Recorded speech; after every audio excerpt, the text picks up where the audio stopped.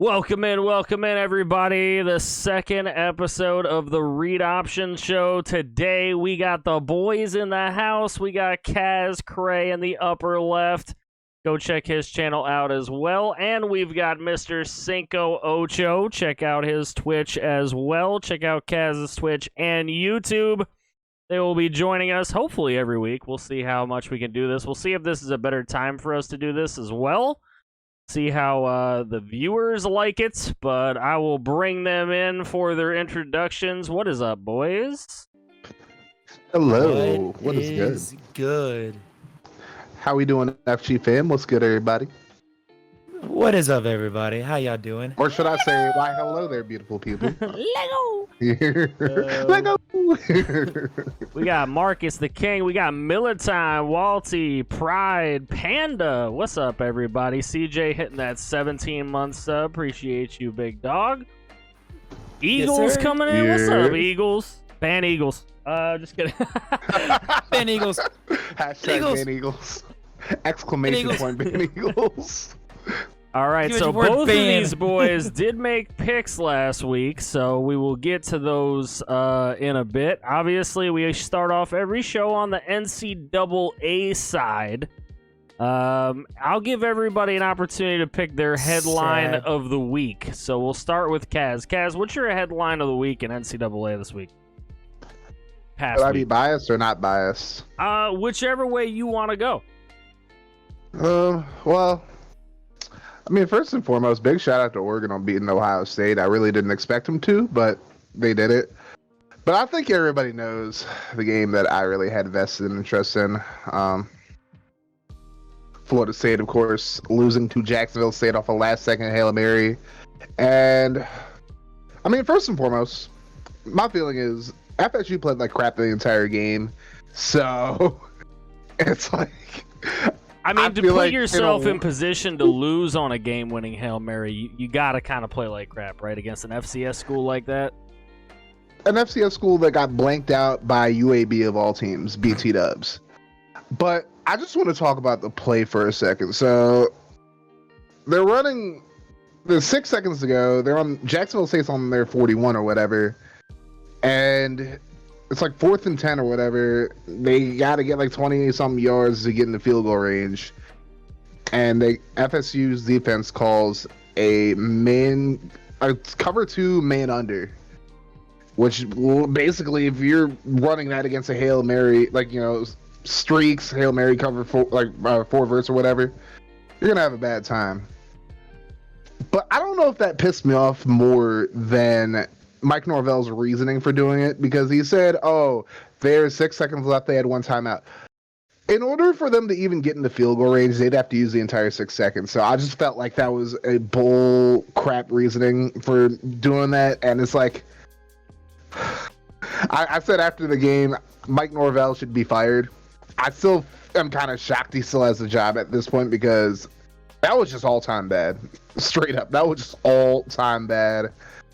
But again, I mean, FSU played really horribly the entire game. I mean, the fact that they only got 17 points, I believe it was, like, against a team like Jacksonville State that gave up 31 to UAB and got blanked out.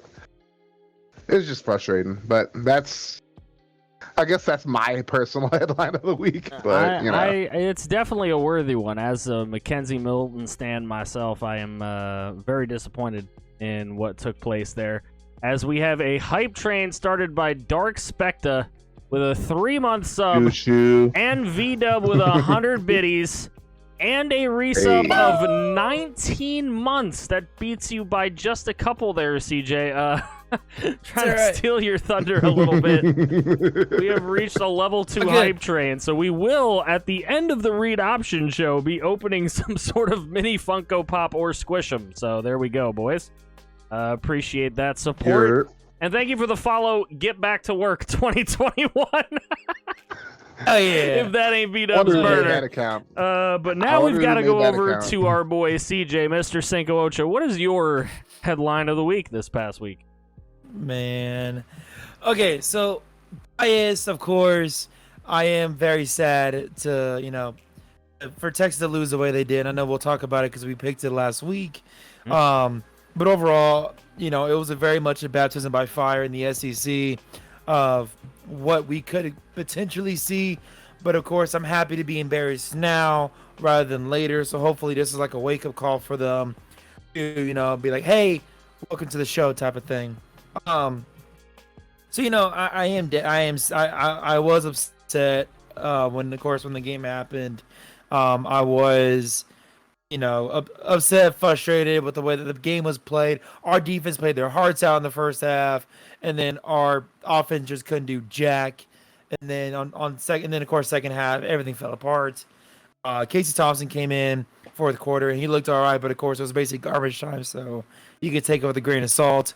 We're going to talk about it later. I will bring it up later, but I do not agree with starting Casey Thompson because Tech's already announced that Casey Thompson is going to start week 3 against Rice. I don't agree with that move. I'll get more into it later on down the line. My unbiased kind of headlines is some big upsets this week, of course. Number 3 Ohio State goes down to Oregon. I know we'll talk about that fully on later. I really enjoyed watching the game. Of course, that's what kind of gave me the bad feeling for the Texas game. If Oregon was able to go into Ohio State and beat them at the Horseshoe, I knew we were screwed. But I also really enjoyed watching the Iowa and Iowa State game. That was a great game. It was a phenomenal game. Iowa just pretty much handled everything and ran with it, and it was just an amazing game overall. I don't think the score does it justice. I'm pretty sure a lot more points could have been scored, but nonetheless, I will, of course, digress myself until we get to those topics. But those are my week 2 college football headlines. Okay, and all of those headlines make a lot of sense from you guys. I mean, obviously, I picked out the 5 specific games that I picked out for a reason.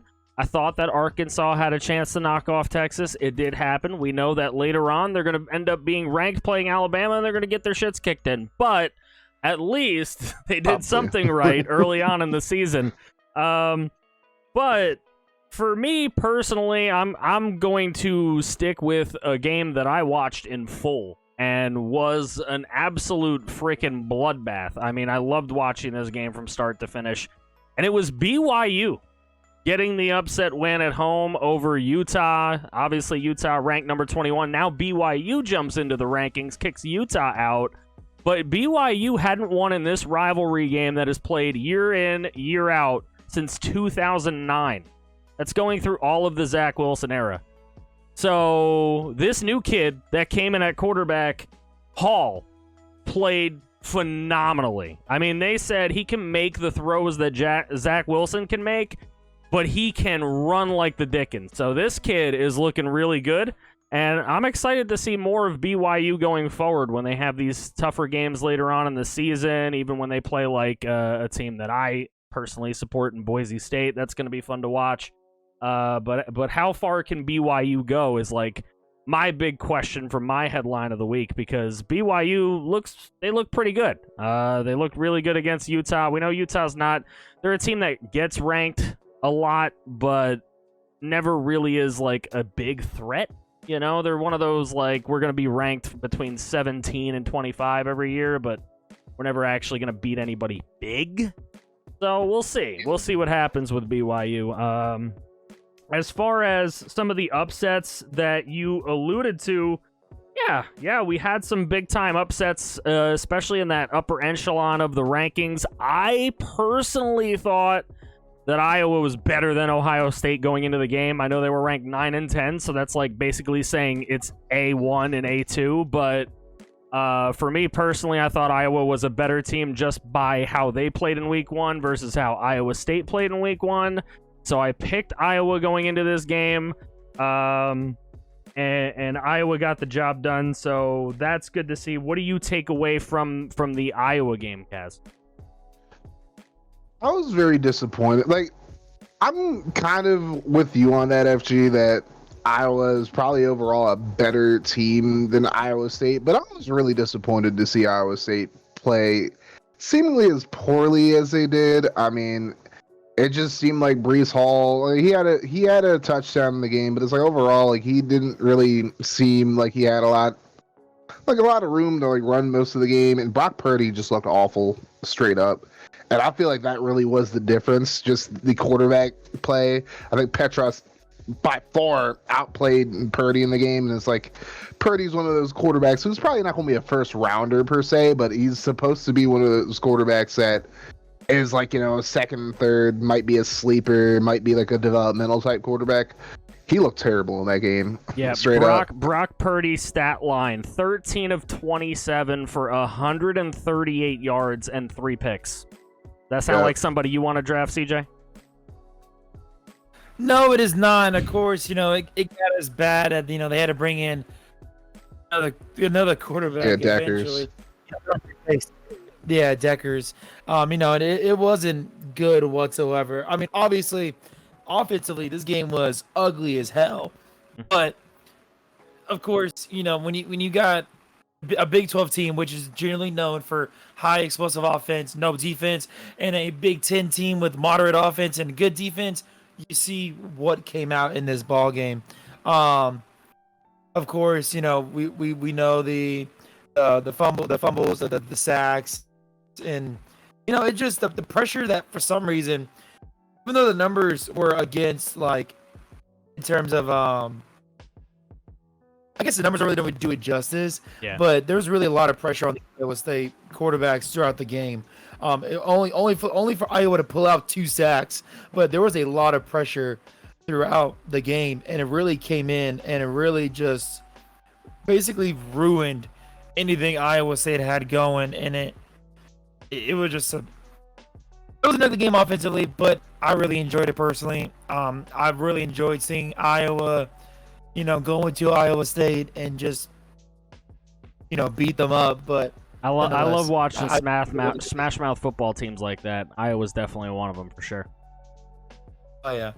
All right. So the other huge, big time, double rank matchup that we got to see this week, obviously, was Oregon getting it done against OSU. And that was obviously huge. Ohio State number 3 coming in. Now Oregon's going to be ranked number 4. Do we think that Oregon now has maybe with this win shown that they could be a team that deserves to be in the college football playoff this year, or are they a team that's eventually going to get upset and just get taken right out of it? In my opinion, it's almost guaranteed. We're guaranteed things in life, and that's actually getting upset by somebody who they shouldn't be upset by. So I'm impressed. This one really impressed me for Oregon. Of course, this game not coming in this game without some of their biggest talents, and basically playing a couple stars down compared to Ohio State. But I mean, CJ Friedel, this man was a monster throughout this game, and you couldn't stop him. It was incredible seeing this man run and blow by some of these Ohio State defenders. Of course, Oregon's supposed to be fast and quick. That's what's been their brand of football. But on how Ohio State, they're always just as fast, if not faster. How many top talents? And then you have this kid in Oregon just running by all of them quite easily. Was surprising in my opinion, but yeah, phenomenal game, and of course I'll give it a cast to get his thoughts on the game. Gotcha. You were I think you might have been breaking up a little bit. Can you guys hear me? I want to make sure it's not on my side. I could definitely hear you. Okay. I can hear you too. Okay. I think my the camera's off. Hold on, let me just try to fix it real quick. All right, I think we might be back. I think I'm good. Yeah, the bigs, like, CJ, I'm with you on Oregon for the most part, but I think the real story in this situation was overall, like, I know he's a true freshman, so I'm trying not to, like, give him too much of a hard time, but he just was missing on a lot of passes in the game. Like, obviously, his stat line looks good, like, when it comes to, like, his yards, his touchdowns and whatnot, but it's like, 35 for 54. I mean, you missed a lot of really good passes. I feel like a lot of the time, Jason Smith and Garrett Wilson and Chris Olave were kind of bailing him out. I'm concerned for Ohio State as a whole. I mean, their defense looks really poor as well, and it's like I saw a lot of people coming for the neck of the defensive coordinator, Kerry Combs, who was a former Titans assistant coach, left Tennessee to go take the defensive coordinator job in Ohio State. By the way, a lot of Titans fans really wanted him to be the defensive coordinator last year, but thank God he's not. But overall, I mean, you got to give a lot of credit. CJ Verdell, once again, absolute monster, man. I mean, he was just killing this Ohio State defense. And this was one of those games, in my opinion, that was just really uncharacteristic as far as Ohio State, like from a defensive standpoint, because usually they're a little more stout defensively. I mean, obviously, the national championship game, like, you know, you were playing against a really good Bama team, so I mean, I guess kind of give them a little bit of leeway for that, but it's like overall, Ohio State is usually a pretty damn good defensive team, and they got really exposed by Verdell in this Oregon offense. Anthony Brown looked pretty good too, as well. I mean, I think he deserves a little bit of credit as well, but overall, I mean, it was like offensively for Oregon, it was really the CJ Verdell show. It really was the CJ Verdell show. I mean, 20 carries for 161 yards, 2 touchdowns, add 3 catches for 34 and a touchdown. That's just all purpose, just ripping you apart. You know what I mean? That's like some high level of Alvin Kamara production right there. Like, you just can't let one guy beat you that badly. I mean, and Ohio State did it in this game, and it kind of bit him in the ass. You know what I mean? Sure. It did. I saw a stat, or I saw a post, and I don't know how accurate this is, and honestly, I may be wrong, but something about like the last time Ohio State lost in the horseshoe was it's been a while. It's been a fat minute. And so, like, Oregon being able to come in and be able to do what they did is crazy. I mean, it really is. It really is. One game that there's a few games that we haven't touched on at all, either in our headlines or in these rank versus rank matchups, and one of them is the surprising performance by Toledo against Notre Dame this weekend. Toledo had a chance to win. They were winning the game pretty much the entire time until it got into that fourth quarter, and Notre Dame just all of a sudden kicked it into higher gear and ends up getting the 3-point win. Now, the funny thing about this is, obviously, Notre Dame had that really tight battle with FSU, and I know Kaz is very disgusted. We've already talked about it in the performance by FSU this weekend. Does Notre Dame's performance against Toledo kind of show that it was really a Notre Dame is worse than we think it is over an FSU is better than we think they are? Is this going to be a thing that we see from Notre Dame all season long, where they're in these close battles with teams they probably shouldn't be?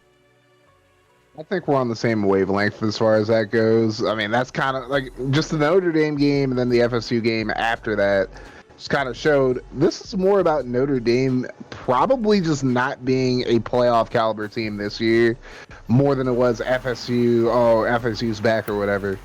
And no, it doesn't get any easier for Notre Dame either. I mean, I do want to give Jack Cohn a lot of credit. I mean, he got his finger dislocated, got it popped back in, and then threw the game-winning touchdown pass. Now, realistically, it probably shouldn't have come down to that, but, you know, any given Saturday, as they say, you know what I'm saying? Like, but it's only going to get harder for Notre Dame. I mean, they play Purdue next week, so, I mean, I'm not going to say it's a layup or anything like that. I mean, obviously, you struggled with FSU, then lost to a FCS team. Then you almost lost to Toledo as well. Yeah, I mean, so, you can't say anything's a slam dunk at that point, right? And then after that, it doesn't get much easier. I mean, they got Wisconsin, then they have to take on Desmond Ridder and Cincy. Woo! And then you got Virginia Tech, who's really turned it on so far this season. Yeah. Then you get USC, which is, I mean, USC, obviously, they That's another big headline over the past few days. Clay Helton being fired early in the season. You know.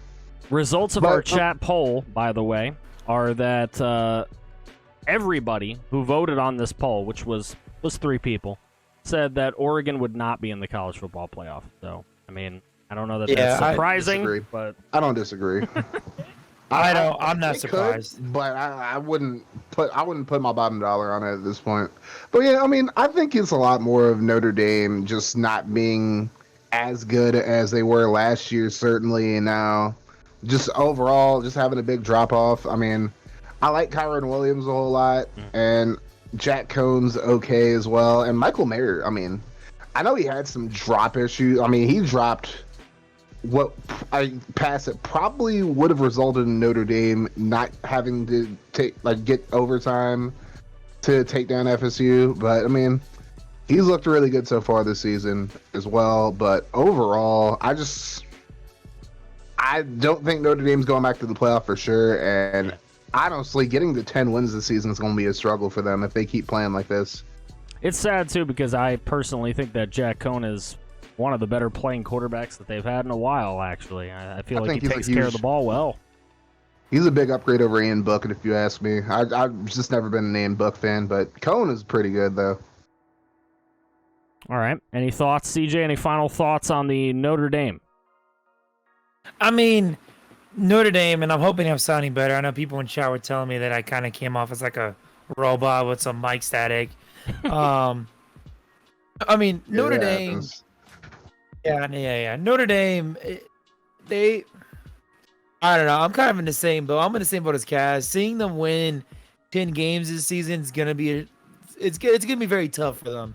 I don't think they'll be a playoff team by any means. Seeing the way they struggled, unless like it is all of a sudden just turn the ship around and start just blasting people. I don't think they will be a playoff team. But I could definitely see them winning 9 games. I do see them dropping some games in the future, especially with how bad the things have been. But, I'm on the same boat as y'all. I don't think they'll be a playoff team. I do agree with Kaz. Of course, I think 10 wins for them would be very tough. But I also, of course, agree with UFG. With their quarterback play, of course, it has been one of their best in a while. So it'll be interesting to see how their season plays out.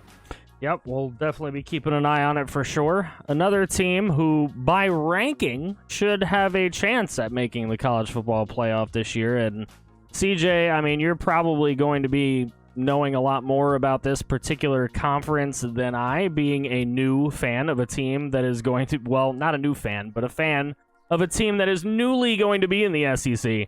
We have Texas A&M. The 7th-ranked team in the nation right now, who won a 10-7 game against the Colorado Buffaloes. I was so frustrated about it too. A true SEC fashion game, 10-7. Do you think Texas A&M has adapted that quickly to being an SEC team to the point where they're having 10-7 games now?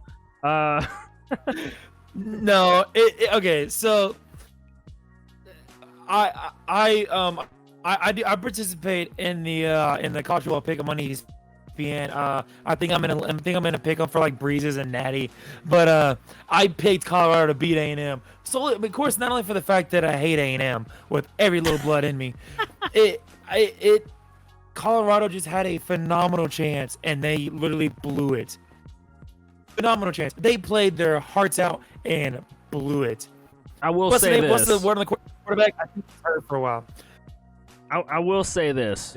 This is the quarterback play. For Colorado, their quarterback, Lewis, was 13 of 25 for 89 yards and a pick. All right, now he did run 9 times for 76 yards, so a little Lamar Jackson-esque. And then the quarterback for A&M, Calzada, 18 of 38. That's horrible for one. For 183 yards and a touchdown. And then he ran 7 times for 28 yards. CazCray, you drafting any of those guys, or? Probably not. Probably not.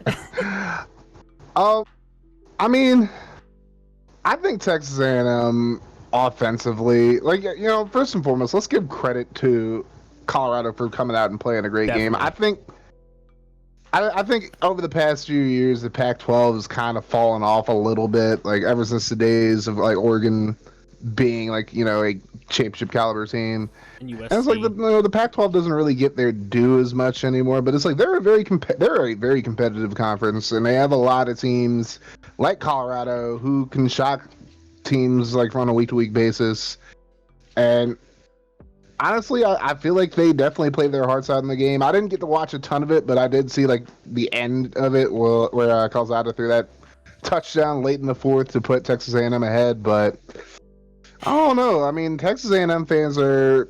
I could definitely see some cause for concern. Yeah. With a game like this. I mean, Texas A&M, of course, like a lot of A&M fans were really upset about them being left out of the college football playoff last year. So now, like this year, like I'm sure they're hoping that they're able to get there. But it's like if you're performing like this against Colorado, just coming off the.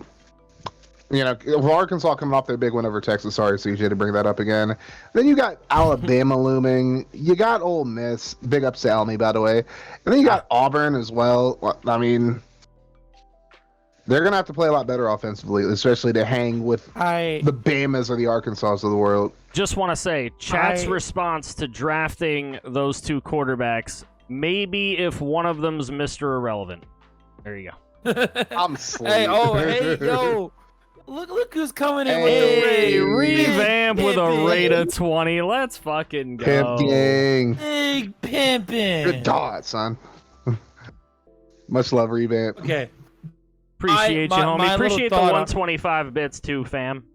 Much love to you, bro. Yes, thank you, buddy, for all of it. My little tidbit I'm going to toss in here before we move on, because I can rant on about how much I hate him all day. I do not think I believe it in my heart that I can't see A&M losing less. I'm sorry, son. Let me put this. I see them losing like at least 3 games this season, at least easy. Sure. With how bad that they looked against Colorado, I don't think they'll turn around. I think their quarterback also got hurt for a while. I think he's out for a bit. Yeah. So I don't see him. I do see him like able to bounce back, in respect to A&M. Obviously, they're this high ranking for a reason, but I do not think that they stay this high for very long. I do think they drop eventually, probably to like the teens, and maybe finish in like the high teens, low 20s in the rankings. I don't think they stay in the top 10 very long. Of course, we'll see as we go. Speaking of teams who may not stay in the rankings very long, this is where we talk about a couple. One being Miami. And I have a question of should they even be ranked, period, at this point. But they are ranked number 24 right now. And they barely get a win over Appalachian State by 2 points, 25-23. What are your guys' thoughts? We'll start with Kaz. Do you think that Miami should even be ranked at all after this? And then, of course, getting absolutely hammered by Alabama in their opening game. Oh, we're starting with the FSU fan, huh? I mean, as an FSU fan, I'm going to say anytime Miami's ranked, like, yeah, it's a bad time. I don't think they should be ranked. Realistically, I mean, we got to give some credit to Appalachian State, though. Appalachian State, they're no slouch. Like years ago, like they're no slouch. They've won their fair share of Sun Belt championships, and they're a competitive team for the most part. I mean, they were pretty competitive last year as well. So, I mean, looking at that, like, I don't think I can give Miami too much of a hard time for struggling with them because, again, any given Saturday. But I don't know. Obviously, like you brought it up, FG, like they got blown out by Alabama first week, which is like, it's Alabama, fine, whatever. Like, but I think time will tell if this Miami team really deserves to be ranked or not. I mean, they got to take on Michigan State, and then they play some FCS school after that.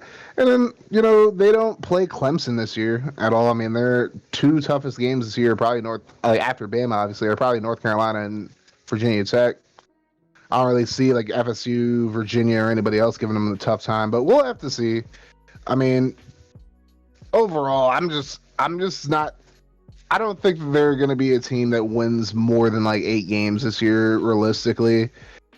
But I would say for now, keep them in the rankings. I don't think that they should be. I mean, 24th is probably pretty nice for them. Like, it's probably one of the, a little more than they deserve. Maybe they should just be receiving votes or like 25. But I mean, we'll see how they respond to after getting blown up by Alabama and then having a huge scare against Appalachian State as well. But we'll have to see. Snarky chat comment number 2 of the show. At least they didn't suffer Michigan's fate when they played App. Oh, Rez, you wild. You're not wrong, though. Yeah. Real quick, Ethan did ask a really good question, though. Mm-hmm. He said, can we say De'Aaron King has been a bust? I think it's heading to that trajectory. It is. I mean, obviously, it's not like Dang. Tate Martell levels of being a Nah, bust, but not like that. De'Aaron King's been pretty disappointing since he left Houston. Yeah, he's had a couple of chances, so.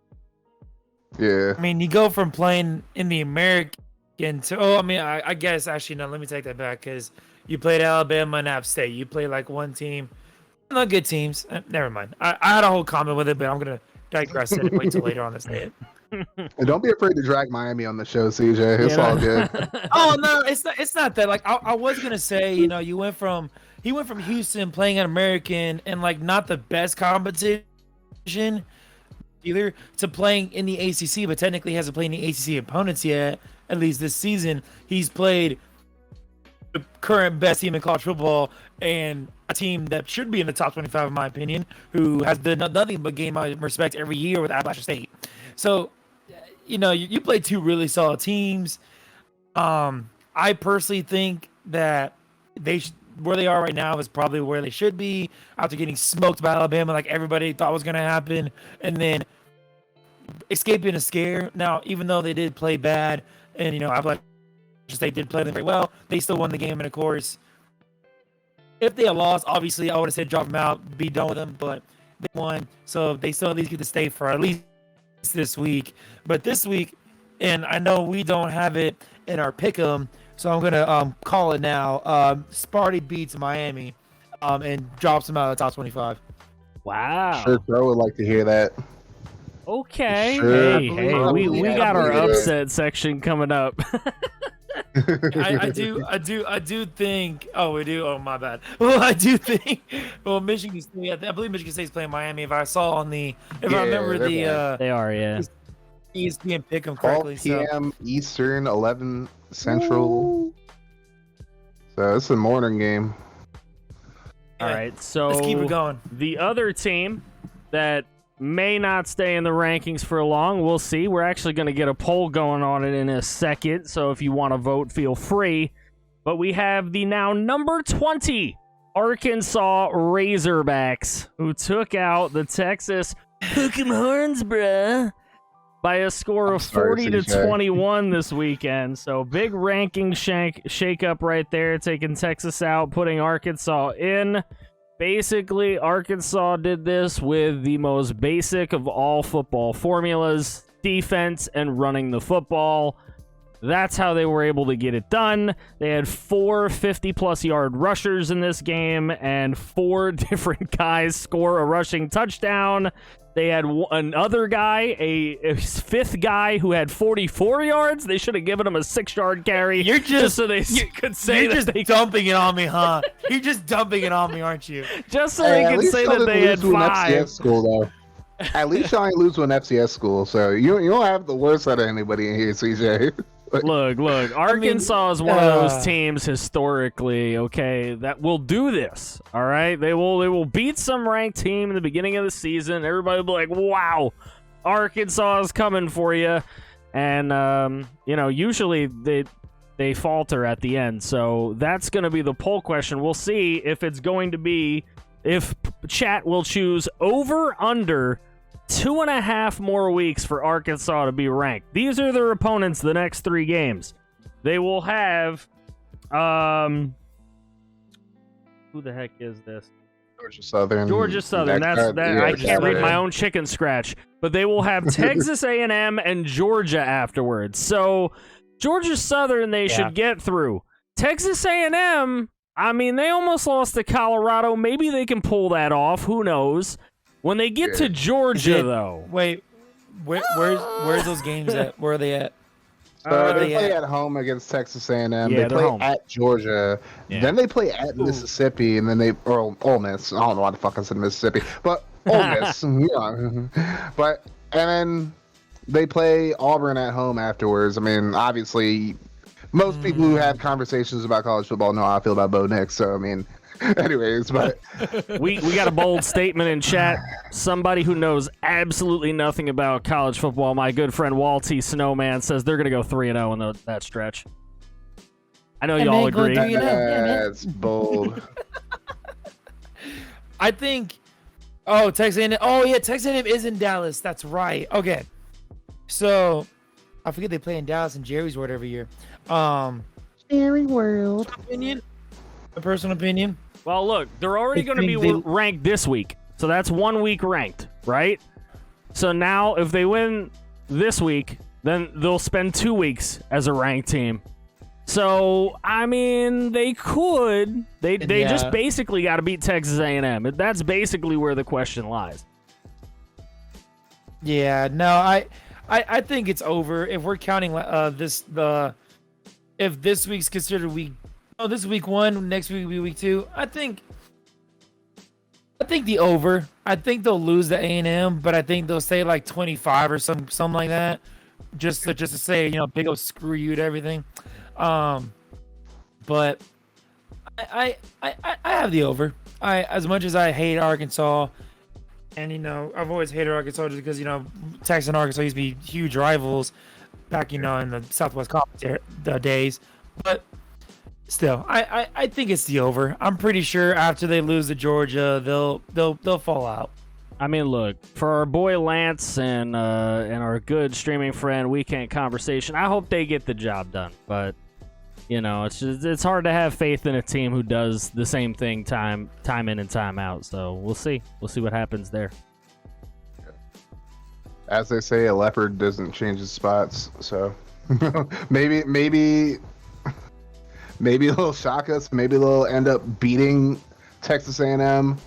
But I don't think they're going to run the table in that situation. I mean, like, winning that 4-game stretch would be an absolute shocker. I'm sure they'll beat Auburn. Elmers might hate me for saying this. They might have a shot at beating Ole Miss, but I don't see them beating Georgia, and I really don't see them beating Texas A&M either. B-Dub says, watch Georgia Southern beat Arkansas.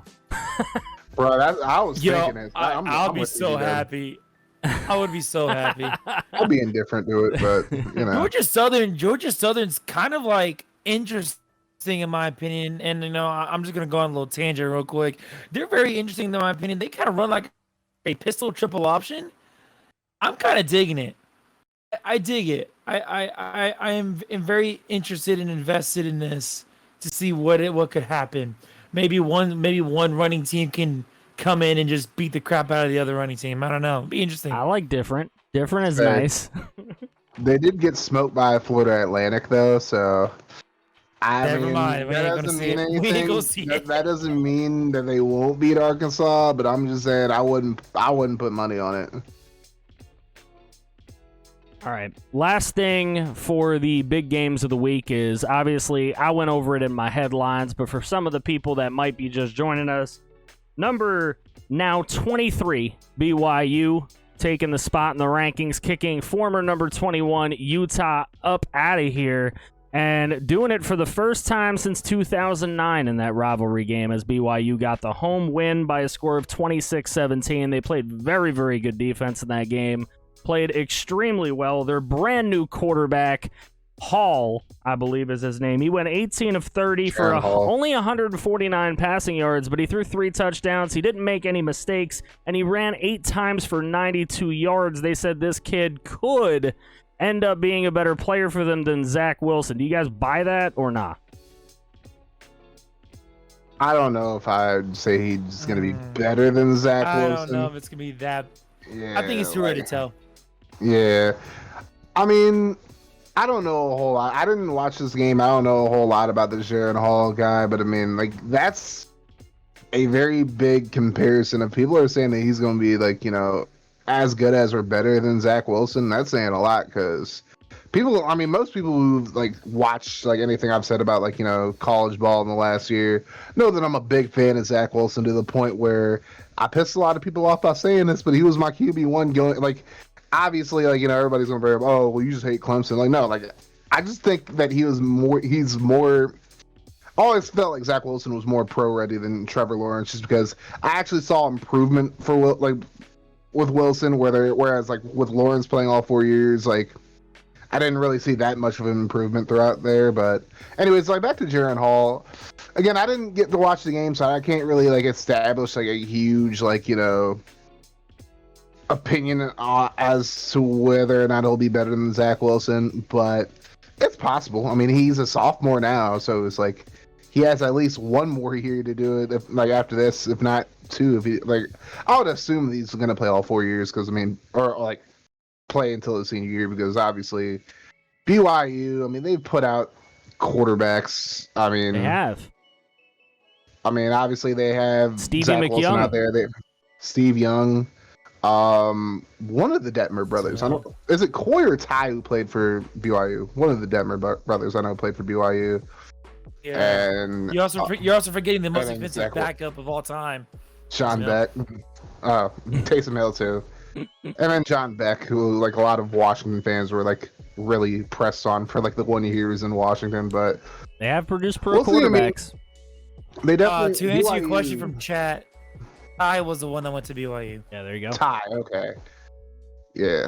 I figured it was Ty. Like, I just know both Detmer brothers ended up playing the NFL. I forget which one went to BYU, but yeah, I mean, we'll see with Jaron Hall. I mean, he seems pretty athletic. I mean, Having watched the overall- whole game myself, I did notice there was a few throws where the receiver really should have caught the ball and just didn't. And Yeah. I mean, obviously they're not wide receiver U like Alabama or Clemson, so I mean he's not playing with the greatest playmakers of all time, but some of those throws should have been brought down and just weren't. So he probably could have easily thrown for just north of 200. As it stands, he threw for 149, but he ran for 92. So, like, that's incredible dual threat ability. I'm excited to see what else he can do. And hopefully his Also- receivers will start catching some passes. I was today years old when I realized Charlie Brewer transferred from Baylor to Utah. I had no idea he was playing for Utah now. But Oh, really? yeah, Oh, well, I guess that must be me being from Texas and, like, following all Texas sports in that regard. Yeah, no, he was transferred in the over. league. Like, I thought he went to the NFL or. Oh, Jim You gotta McMahon learn as something well. new every single day. By the way, Exactly. chat tied 3-3 in picking the over and the under for Arkansas staying ranked. So interesting. We got a split decision on that one. Interesting indeed. All right. For the end of the week recap in NCAA, we'll just do some quick hits here. I'll run through the scores. You guys let me know if anything crazy shouts out at you. But number 17, Ole Miss destroys Austin Peay. Don't think we see anything different coming from that. The only thing it tells you is Matt Corral is really good and didn't have a shitty game. And that's what you want to see. Coastal Carolina. Number 16, they beat Kansas 49-22. Quick little headliner on that one. That's Coastal Carolina's first win against a Power 5 school since joining Division I FBS. Even though, yes, it was Kansas, but just a quick little headliner. Their first win against a Power 5 The school. first of many, we hope. We had sure. It's in the call for Heisman. number 22, Auburn beat Alabama State 62-0. I mean, Yeah. we had number that still 11, sucks. Florida beat their in-state rival, South Florida, by a score of 42-20. Fuck We the know you're a Gators. big Florida fan, Cass, so I'm a huge Florida fan. Like, they have, like, I have Florida bed sheets. I have a Florida poster on the wall somewhere over there. I don't know. Like, number 15, Virginia Tech beat Middle Tennessee State 35-14. I think Virginia Tech might be a dark horse to win the ACC this year. Hey. I'm saying that Honestly, right. I'm saying that right now. I'm with it. Like they look really good. They look like they could threaten. Look good so far. For my fans of the OG Nasty Natty podcast, nobody goes into Blacksburg and wins. So we have number 18 Wisconsin, and they beat Eastern Michigan 34-7. So I mean that's a good bounce back after losing to Penn State at home. But I mean, how good is Wisconsin? Not very good. Well, time will tell. That's kind of what I think. I mean, Eastern's like, never been. Yeah. Appreciate you, Coach Broussel. Appreciate you, Jimmy. 2 Blizzles, 6-month streak. Thank y'all, gentlemen. No, but Eastern's not very good. Of course, they when a big school plays a max school, it's gonna be a crapshoot one way or another, and time will tell. I do believe Penn State's a very solid team. I do think Wisconsin's a very solid team themselves, but obviously, do I think they'll win a Big Ten championship? No. Do I think they'll compete? I can see it happening. All right, guys, here's a good score for you. West. We need to give this team high praise, all right? Remember that Washington team that lost to Montana? Mm-hmm. Well, number 25, Michigan, beat them 31-10. Please praise them. Praise them, please. Yeah, I'll give Michigan credit. I mean, I don't know. Washington is just down bad Washington's right now. looking gross this year. Michigan Michigan beat a team that they should be. They are down bad right now. I mean, credit to Michigan. I mean, could this be the year? Like, I just want to ask this question. I don't know the answer yet. Could this be the year Michigan finally beats Ohio State? Like, I mean, I think they can give them a run. I think Michigan, at least early on, is looking like they could actually beat Ohio State this year. I'm not going to put my bottom dollar on it, but it could happen. All right, another team that needed a huge bounce back. Number 21, North Carolina over Georgia State, 59-17. Sam Howell needed a game like this. Oh, he did. Yeah, I mean, really did. And a lot of people had him as QB1 in the 2022 draft. I mean, after the Virginia Tech game, But yeah, like you said, actually, you definitely needed a game like this in order to get back on the right track. Now we just have to see how UNC does the rest of the season before we really getting on. I mean, obviously beating Georgia State, it's not that impressive. That's a game you should win. Maybe Virginia Tech is for real, and them losing by 3 isn't that big of a deal. Yeah, I mean, you're not wrong. We'll have to see, though. Number 3, Oklahoma just throttled Western Carolina. These poor kids. 76-0. I didn't know that was the score. Good lord. Oklahoma needed a bounce back game after getting embarrassed by Tulane. Yep. Of course, you play Western Carolina. They're an FCS school, so it's a game you should win, and they took care of business, and we'll see how they play the rest of the season. Number I'm just 2, not a big Georgia. Spencer Rattler fan, but Spencer Rattler? No, we all love him. Come on now. I'm not a big fan. What are you talking about, love? You love him and you wish he was a hook 'em horn. Oh, I actually really don't. I really don't think he would have been good here at Texas. I don't know. He's looking like he might not have been good anywhere. Number 2, Georgia downs UAB 56-7. Yeah, UAB just came back down to earth. I mean, that's a game that they should win anyways, but UAB just came back down to earth, I guess. Number 8, Cincinnati over Murray State, 42-7. Desmond Ridder, Heisman? It's definitely possible. I like Ridder a lot. He put up numbers, but it's against an FCS school. I want to see him put the same numbers against a team that with an actual defense. Yeah. Fair point. Number 10, Penn State over Balls State, 44-13. Hey, I mean, Sean Clifford. Care business. Yeah, I mean, they took care of business. Sean Clifford might be a dark horse for Heisman, I would say. I mean, I'm a fan of him. That's all I'm going to say. He might be a dark horse for Heisman, but he has to put up better numbers than he has so far this season. Doesn't have any picks, but he only has 2 touchdowns. Remember that team Mercer that missed an extra point just so they could win 69-0? Hey, that Nice. man's a legend. That man's a legend. Well, they scored 14 points against Alabama in a 48-14 loss. But hey, scoring 14 points against the number one team in the nation, that's better than some of these actual FBS teams did against worse ranked schools. So, hey, shouts out to Mercer this year. They put some good showings out there. Yeah. That kicker's a legend. He really is. Number 6, Clemson over South Carolina State, 49-3. At least they got on the board. True. For Clemson. Clemson needed to throttle somebody like that after losing to sucks. Georgia. Yeah. I'm sure they're still going to go to the playoff this year. And then the final ranked score is number 19, Arizona State, who I didn't even realize was ranked until I went over the thing to this show. Arizona State's just, I don't know, they kind of go under the radar for me a lot, so hopefully I'll get a chance to check out one of their games. But they beat UNLV 37-10. One of my little headlines, and I guess call it what you will. Big props to the field crew of Arizona State. I'm not sure if y'all saw it, gentlemen.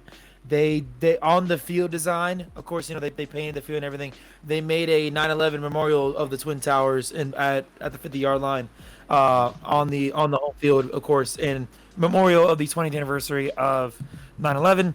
But so big respect to that field crew for doing so. Absolutely. I have a few points real quick. There was one game you did forget. What did I forget? A big upset, that Stanford upsetting USC 42-28. Although we did touch on Clay Helton getting fired too, but also Urban Meyer has stated that he will not be the head coach for USC. I don't know if there was another high-profile coach we've heard this from before, that he will not be leaving the NFL to go to college. I'm sorry.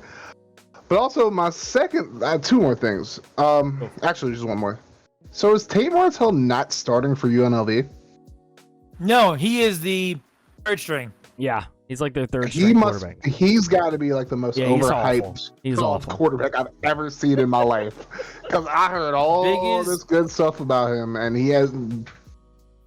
Granted, okay, he went to Ohio State. I mean, obviously they've had so many quarterbacks there that there's just no way he could really, he wasn't going to beat out friggin' what's Dwayne Haskins, obviously, who was really good in college. He goes to Miami, gets beat out by Derek King, and now he's the third stringer on UNLV of all teams. He's overrated as hell.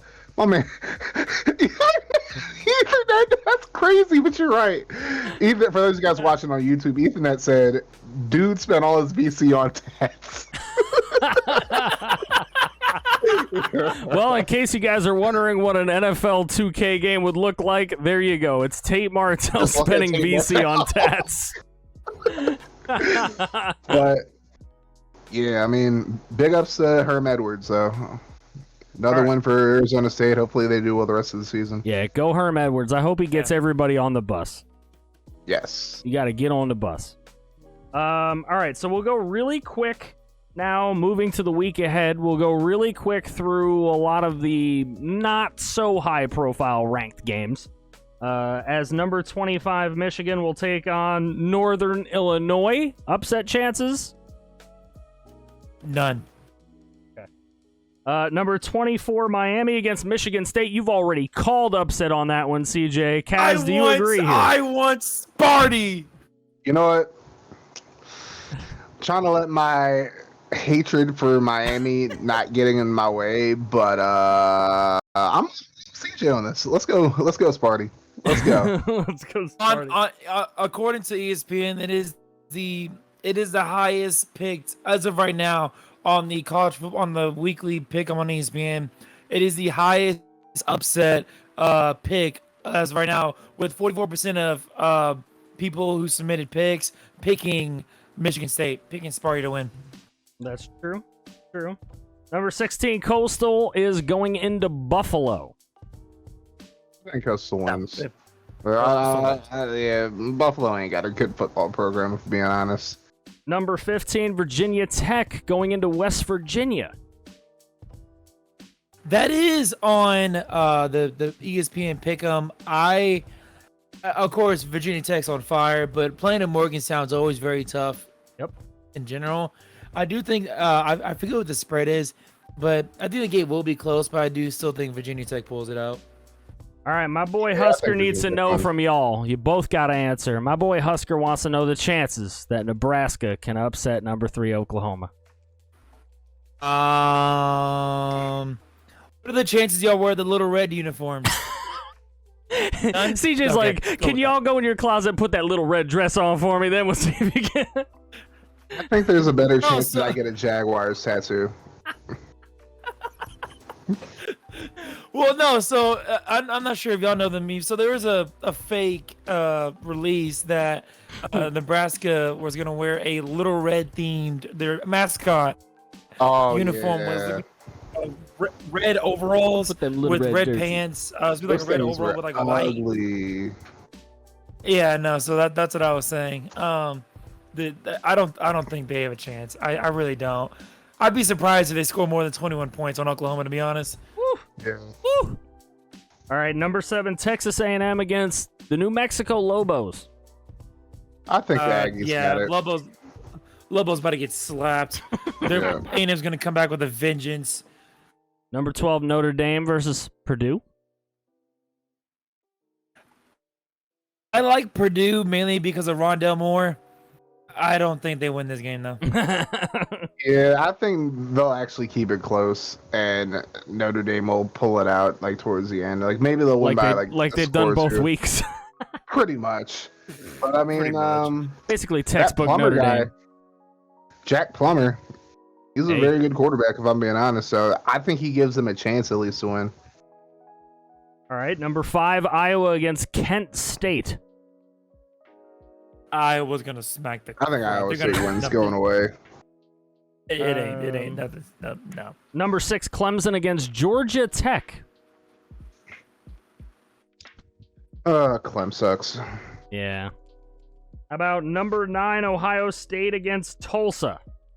Any chance? None. Ohio State's gonna come out pissed off. All right, number Yeah, I 20, think Arkansas Ohio's got against Georgia Southern in that vaunted crazy option offense thing that CJ was talking about. I want Georgia Southern to win so bad, but Arkansas is gonna win it. Yeah, I think Arkansas got it too. All right, number 4, Oregon. Guess who they get to play? Stony Brook. That's their Oh, hell present yeah. for beating Ohio Oh, State. You yeah. get to play Stony Brook. Hell of a game, bro. Hell yeah. We have number 21, North Carolina. They're playing Virginia. Go with Virginia in this one. Actually, I think the You think Cavaliers that's an find a upset way. shot? Yeah, I think the Cavaliers pull the upset. I mean, people sleep on Virginia. They don't have the best program in the world. I mean, obviously, like they're kind of Virginia Tech's little brother at this point. But I don't know. I'll give them a shot, mainly because I just don't think North Carolina's that good. But I don't know. I think Virginia. I do think Virginia at least will cover. But North Carolina's was overrated, but I do think they beat Virginia here. Ethernet wants to know where Purdue versus Notre Dame is. Notre Dame is home in that one. It's in South Bend. Ole Miss taking on Tulane. Can Tulane give another ranked team a run? nah, I think Ole Miss got it. Honestly, God, I wish I had the spread on me. I do not. I'm picking Hottie Toddy to win, but 20, I do think Tulane can give them a run for their money. I do think Tulane can give them a run for their money. They looked really good against Oklahoma. I know Oklahoma probably doesn't have as good of a defense as Ole Miss does, but I do think Tulane can give them a run for their money, maybe early, but Ole Miss will take over and pull it out. Number 14, Iowa State at UNLV. Any chance we see Tate Martell? If both quarterbacks get hurt, yes. Well, Other than that, there's probably a better chance of that happening than them winning this game. So, That's I true. would say so. number 2, Georgia against South Carolina. Any chance that Georgia gets cocked in this one?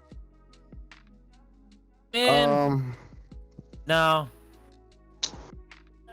Yeah, I'm gonna have to say no. Sorry, D's, if you're watching. Yeah, sorry, Georgia got D's. this.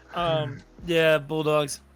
Number 13, UCLA gets to host Fresno State. Do we see the Sissy Blue Shirts go down this week or no? I didn't even Nah, realize the UCLA Sissy Blues are gonna. Sissy Blues. Sissy Blues. I didn't even realize that they were ranked, but I think UCLA got it. Is UCLA a real contender? That's a good question, Ethernet. What do you guys think? Are they actually for real? It's hard to tell right now, to be honest. I mean, their first 2 games of the season, I mean, they beat LSU, but I mean, I just don't think LSU's. I think LSU's overrated out of the gate. They're on a downward spiral. I think Coach O ends up getting fired this year, and it's like they beat Hawaii, so it's kind of hard to tell, but we'll see. I mean, Sissy Blues. the real test is going to be when they play Arizona State and then Oregon later on in the season, but we'll see. Yeah, that's for sure. And the final rank matchup that is not part of the pick'em is the number 8 Cincinnati Bearcats going into Indiana. Any chance that Michael Penis Jr. can pull off the win? Hey, buddy, that isn't the pick'em. What? Oh, you're right. I did throw that in. All right, well then let's start with it. Who are you picking? Are you picking Desmond Ridder, or are you picking Michael Penis Jr.? Just a little reference. Thanks to FanDuel, I was able to pull off some lines. Indiana has been given 3.5 points at home. They have. Yep. But I do think Cincinnati wins this by more than that. I think that's why I pulled it out, because it was like the closest point spread in a ranked matchup that I didn't have. Yeah, I think Cincy got it. Cincy definitely got it. Cincy. Yeah.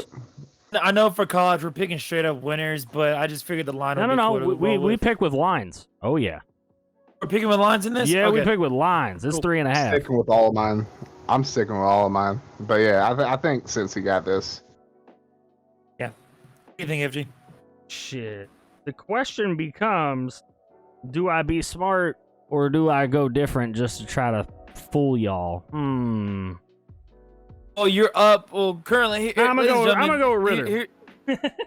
Yes, don't go with Mr. Penis. I'm gonna make it a. I don't want to rely on a penis for my picks to be correct. Don't rely on the PP. No. You're right, CJ. Let's go over last week real quick. Oregon OSU. So yeah, for Kaz was the only one to get OSU, that right. What? Damn. Okay. Kaz picked Oregon. He was the only one. Let's go. For Rutgers, we're at Syracuse. We all picked Rutgers. We were all correct. 2-0, baby. Let's go. Iowa State, Iowa. 2 of us picked Iowa. Me and wait, what do you mean 2-0? Oh, wait, for Rutgers. That's why. Yeah, Rutgers 2-0, baby. Yep. Iowa State, Iowa. Me and FG were the only ones who picked Iowa. Kaz, you picked Iowa State, so you took a no there. Fuck Brock Purdy, for Texas, of course, y'all both picked Arkansas. I picked Texas, so I took a no there.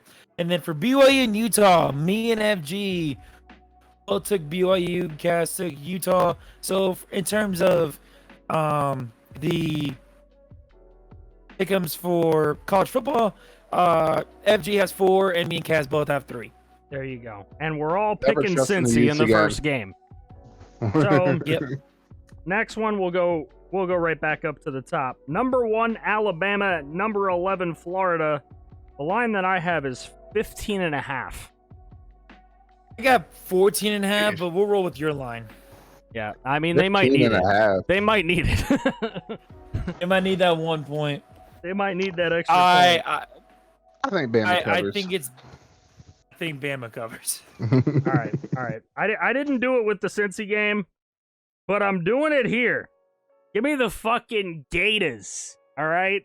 I can tell you right now, if I put fucking Alabama in a pick 'em, you will never see me pick them motherfuckers. All right. That's fair. Man, we are praying on that Bama's downfall. I do. I always pray on their downfall. Yeah, I think Alabama covers though. I do think I think Alabama wins. But I'm gonna say 17. I think they win by 21. There we go. Good stuff. They've had a lot of really nice battles over the years, including their last one. That SEC championship was crazy. So We'll see. We'll see what Okay. ends up happening. But one that I'm going to be paying pretty darn close attention to, of course, it being kind of in my region of the country. Number 22, Auburn, going into Happy Valley. Number 10, Penn State. Do they turn Happy Valley sad? The line that I see is Penn State minus 6.5. I got 4.5. I think Okay, Penn State. what are we doing? You know what? We Yeah. rolled with mine before. We'll roll with yours now. It's minus 4.5. All right, that's what we're going with.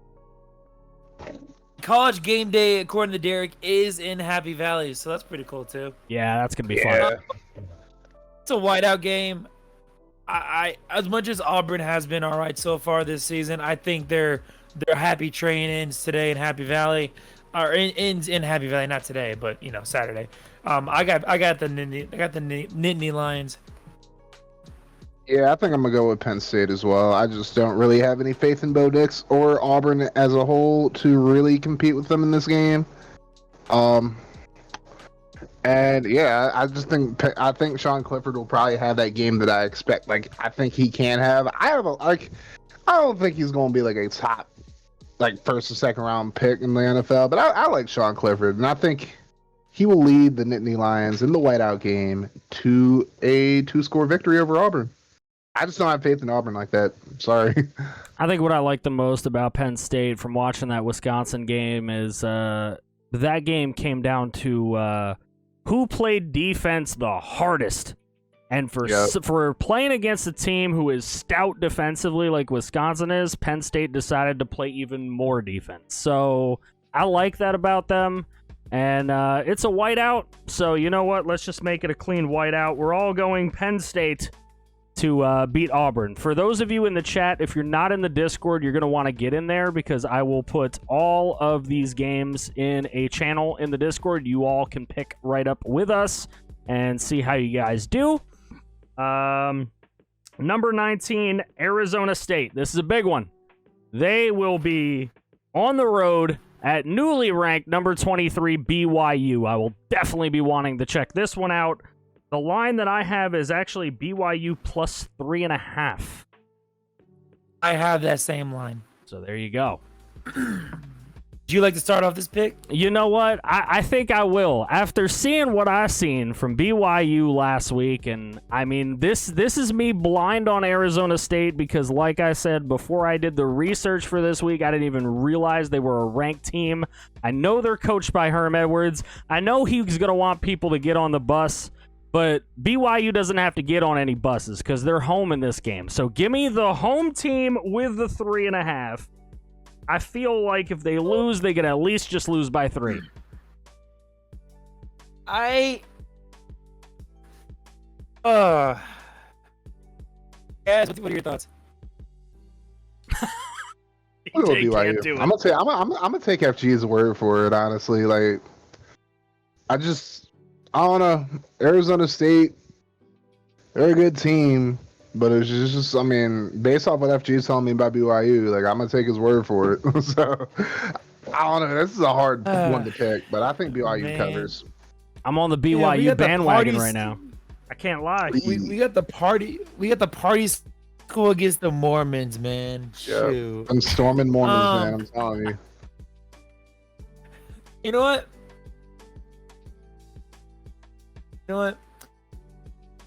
I need one. I need one. This is the game where I'm different. I'll pick Arizona State. We go. Kaz, the only one to not pick a game by himself to try to get a free point. Let's see what happens. Oklahoma State gets to play on the blue field this week. My boy St. Brazos, a big Oklahoma State guy. I'm a big Boise State guy. So is my boy Jack Talk CFB. Boise State line, I have Boise State minus 4.5 on their blue field. I have 3.5. So which one would you like to use? You know what? Boise's home, so we'll leave it at minus 4 for now. I'll right. give Breezes' boys the extra point. And obviously, I'll start this off because ain't no way I'm going against my boys in the blue field. Boise wins by 7. Ooh. I got. Give me the Broncos. I do love some blue field. I'll take Boise. I think I will agree with you. I think they win by 7. Go. You know what? Breezes, if you're watching, I'm sorry.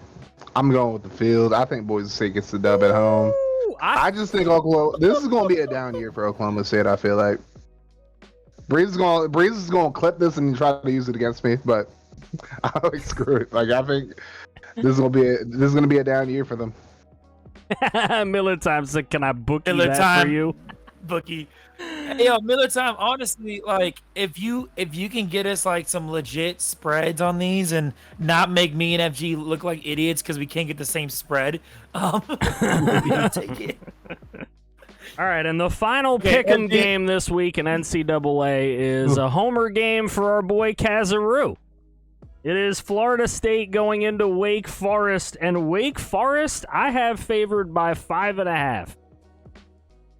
Yeah, we're looking like idiots again. I got 4.5. So you know what? This time we'll go with we'll yours. use yours. We'll go with yours this Okay. time because we went with mine last time, and we'll give Kaz the extra point because you know he's down bad right now as a Florida State Noles fan. So, and you know he's probably not going against his boys unless he's that down bad about them. We'll see.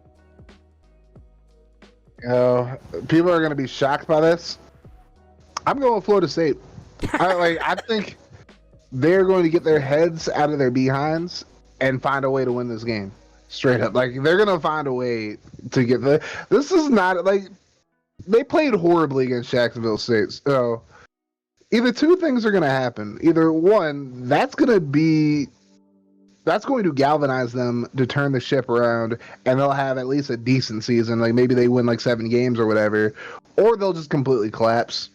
I think if they're going to completely collapse, it's not going to start with Wake Forest. I think FSU finds a way to at least cover, but I think they'll win outright, personally. Like, I think Wake Forest, I know FSU lost to Jacksonville State, but Wake Forest at the same time also hasn't really played top competition yet either. I mean, they beat Old Dominion week 1. They just came off a win over Norfolk State. They put up 16 on them, so...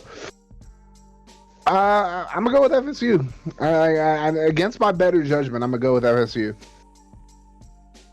Derek, after last week, they ain't no shit, Sherlock. After last week, I think it's more of a shock that I'm picking them to win than it is like. I don't know if you saw. I don't know if you saw who they lost to, Derek, but there's a reason I'm saying that was a shocker. But anyways. FG, are we on the same page here, buddy? I have a feeling that we might be. I don't know. But look, I'm not going against my boy, my favorite quarterback in the FBS, Mackenzie motherfucking Milton. It's my Discord name, Mackenzie MF Milton, and he's going to find a way. Florida State's going to win by 10. Ooh, you have more faith in them than I do. Well, I do. Well. Yep. Nope. It starts this weekend. Give me the Demon Deacons by 7. Oh, That's the fair. Demon Deacons. It starts. I can't be mad at that. It starts. Look. Just like y'all, I love Florida State's quarterback. I love him, dude. He was one of my favorite quarterbacks at UCF. You know, but no, the Florida State's bad. They're gonna continue to look bad. Yeah, and even though Wake Forest historically has sucked, they've kind of started turning around in the last few years, and I'm gonna roll with it. Give me the Demon Deacons. All right. With that, we have our picks in. The picks will be put up in the Discord after the show, so you'll have a chance to also make your picks if you want to. If you're not in the Discord, ! Discord will get you in there at any time during the show. Now, we move over to the NFL side of our show, the part where I become a lot more passionate. But I'm getting my way with NCAA football for sure. I've watched a few games every week, but now it's time for the real nuts and bolts of the show. I've got the Dan Marino Hall of Fame patch shirt on today, so we're rocking it heavy, and of course, the season opens up with a game that played absolutely no defense in the Cowboys and the Buccaneers, two teams that put up like 400 yards each of offense and just absolutely went up and down the field whenever they felt like it. And of course, the GOAT was the GOAT again because they left him a minute and 28 seconds, and he brought the team way back down the field again for a game-winning field goal. I mean, who would have thought that would have happened? That has never happened in Tom Brady's career. All of a sudden, it just starts happening out of nowhere. It was a closer game than I thought it would be, and we all took Tampa Bay. They were 8.5-point favorites. We all got that wrong, chat. We have to admit when we were wrong. Dak Prescott, I didn't think he was going to play like Dak Prescott to start off, but he did. And that was really all the difference. He didn't miss a beat. He did it without Zach Martin. He did it without Zeke Elliott running the football. I mean, he just did it. You know what I mean? So that was good to see. But the big story for me, and I'll let you guys tell me what the big story of the game was for you guys, but for me personally, it's the fact that AB and Gronk continued their Super Bowl prowess into this season. And if that's going to be something that the Bucs are going to get week in and week out, this whole league is dead. Because it's one thing to cover Evans and Godwin. It's another thing when you also have AB and Gronk, and I tweeted it out during the game. I said, I am sorry, Madden. AB is indeed an 86 overall. I'm sorry I doubted you. He might even be a 90 overall by the end of the year. But a little higher than that after that game. AB caught 5 balls for 121 yards and a touchdown, and Gronk caught 8 passes for 90 yards and 2 touchdowns. Now, that's old Gronk numbers, and if we are getting Gronk pre-retirement numbers out of Gronk all season long, not only is he going to be a top 2 fantasy tight end, but this team may not lose more than 1 or 2 games. So, how do you guys feel? So, my big story of this game, well, I have 2 big stories. One,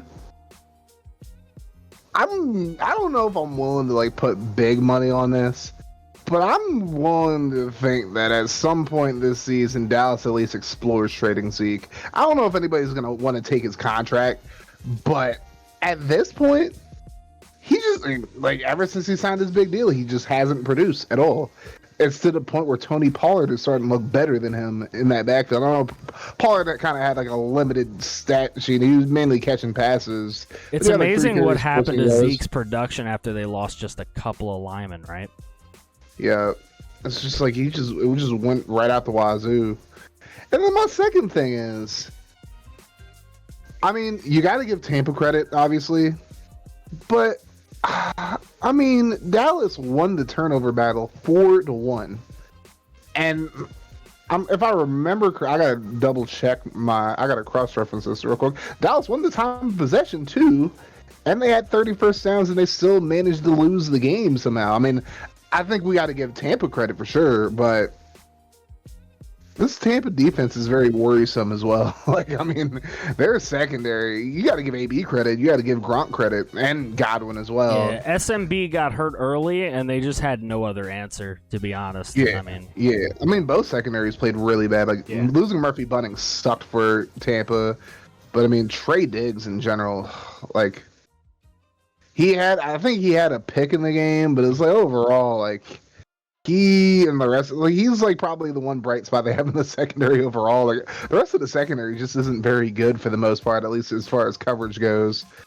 And I will say, people were trying to give Micah Parsons a hard time in that one play where it looked like he got turned around. He was just taking his linebacker lead steps. So I think that has to be said, because I saw somebody like throwing shade at him for that. I'm like, you know, that must have come from somebody who doesn't actually watch football. But I don't know, like, overall, it was a great game. I mean, obviously, after the stinker we had to open the season last year between Kansas City and Houston, it's a breath of fresh air to get a good opening week 1 game. So I'm just getting shit on today, am I? Jesus.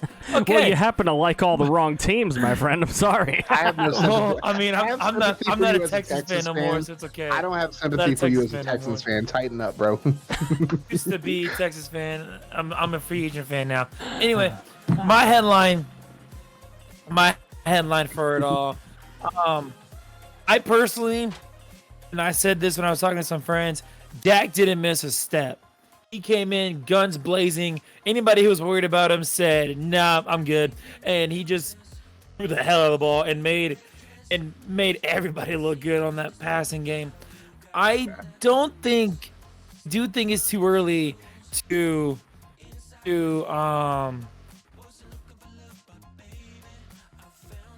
freak out about Zeke. I do think it's too early because that Tampa front seven is disgusting to run on. Yeah. And They are. and it was obvious because even Pollard couldn't get much rushing yards either. I want to All say the this. success came in the They're air. also disgusting to try to pass on. But see, the thing is this is, I know Todd Bowles is a great coordinator, taking nothing away from him as a coordinator. But the Bucs really love blitzing, and Dak is statistically the worst quarterback in the league to blitz. Just don't do. Why do people try to blitz this man? You can't. He will get You it away can't. quickly, bro. Like, Dude and gets he'll out do it so efficiently. fast. And it's efficient and accurate. It's not like he panics and throws off balance. Dak has a lot of poise in the pocket, like whenever he's getting blitzed. It's part of just why he gets hurt a admirable, lot. bro. It's because he stands so tough. Yep. True. I think Dak's line wasn't it like 7 for 9 or some crap when he's like under pressure. Yeah, Yeah. he's, For like he's 100 some crazy. yards, touchdown He's or some absolutely crazy. thing. But the thing is this: he is absolutely crazy. your strength of the game, saying that Dak didn't miss a step, could that turn into a weakness throughout the season? Like, let's say, I know you say it's too early about Zeke, but let's say Zeke never really gets it going. Let's say Zeke turns into one of these running backs this year that runs for like 790 yards because he just can't get it going because the offensive line just isn't as good as it used to be. Now, Zach Martin's going to get back in there, but what if he just doesn't get it going and this team has to lean so heavily on Dak like they did on Sunday or on Thursday? Oh. Is that going to be Oh, a thing that is going to hurt this team? I mean, I think it could. Oh yeah, I think it will kill him honestly because you become one-dimensional. Mhm. You become easier to know like, hey, here's what we're up against. They're not gonna run the ball very much, so we're just gonna play coverage and rush them with 4 or 5 guys and play coverage and shut them down with coverage sacks and coverage and everything. You become one-dimensional and it kills you. Yeah. I mean, we saw the Cowboys couldn't get really much running the ball, and so it just obviously time will tell. But I do think that that it is too early to freak out about Zeke. Now, if he's still like this by like week 3 or 4, then yeah, we can start freaking. Then Cowboy fans can start freaking out a little bit. But right now, I just still think it's too early. And I'm of course gonna hand out the cast because I know he has something to say. There is one thing that I totally forgot to bring up, just because it was it happened like right after the game, pretty much. But she mentioned Zach Martin's coming back, so they get a lineman back, but they're also losing a lineman because Layla Collins is suspended for the next 5 games for That is true. missing a drug test. He didn't even take a drug test in Vail. He just straight up missed it. So he's not going to appeal it. We'll have to see how this Terrence Steele guy does at right tackle, because Martin has said, "I'm playing right guard. I'm not a tackle. I'm a guard." So it's not going to get any easier for Zeke at this point. Especially since they're going to be playing the Chargers this week on the road. So they get to play a Bosa brother. Congrats. And then they get to host the Philadelphia Eagles, who we'll talk about it soon, but when they're healthy, that's a different ball club. I mean, That was a hell of a team that I seen on Sunday, and they shut down Atlanta, who is only offense. I mean, that's all they've got. That's pretty much all they got. Yep. So, I mean, it may not get easy for Dallas. I mean, I know that they looked pretty good, but that was against a defense who seemingly, in my opinion, was playing insane on Thursday. Yep. And, the true definition of insanity, where you keep doing the same thing over and over again and figure that it's going to work eventually when it never does. That's exactly what they did. All right, we're blitz. Well, that didn't work, so let's blitz again. Well, then we'll try this blitz. No, you can't blitz Dak. Stop being stupid. Yeah. Don't blitz him. But I guess, that comes with the territory of having guys like Shaq Barrett and JPP and these guys that play like off-ball linebackers sometimes, and they're all rushing linebackers, and you have a lot of rushing linebackers and not a lot of cover linebackers. That's what happens. Yeah.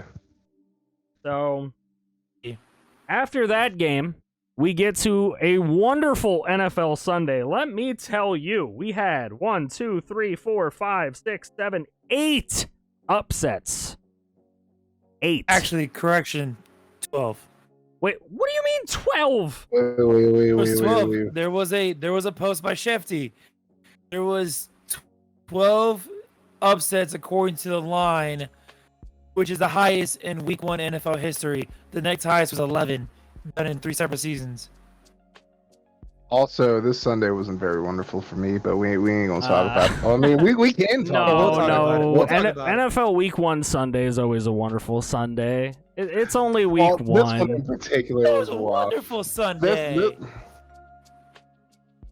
Talk about it. We'll get into it, buddy. You're All right. right. You're right. Don't get worry. it. We'll Hey, get into it in the middle. I just listened to FG pour on my Longhorns Whoa. for a solid. Talk about 5 different guys getting freaking 50-yard crushes. I was just bringing Everybody's up gonna get numbers from my sheet here. I don't know what you mean. Hey, I'm just saying. Hey, Don't CJ, worry. you know what? I'm gonna let you enjoy it because we all know it's not gonna last very long. Kaz, No, it don't won't, look but it's now. okay. Don't read chat. All right, because they're calling for you to get the Kleenex. Oh, y'all goofy as hell. Raise you. All right, so we you have- Goofy. I love you though. That next game we had was the Colts being a home dog by 2.5 points, but they lost 28-16. And the Seattle Pickers were me and CJ. Now, Kaz, if you would have just went to your Colts hatred deep within you, you would have gotten this right with us, but you chose not to do that. But the big story for me is not just that my guy, Russell Wilson, had 4 touchdown passes in this game. It's fucking Tyler Lockett. Everybody says DK, DK, DK, DK, and they always forget about Tyler fucking Lockett.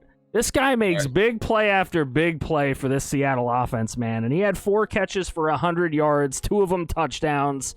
Absolutely huge in the win. Half of their TDs came from him, over half of them.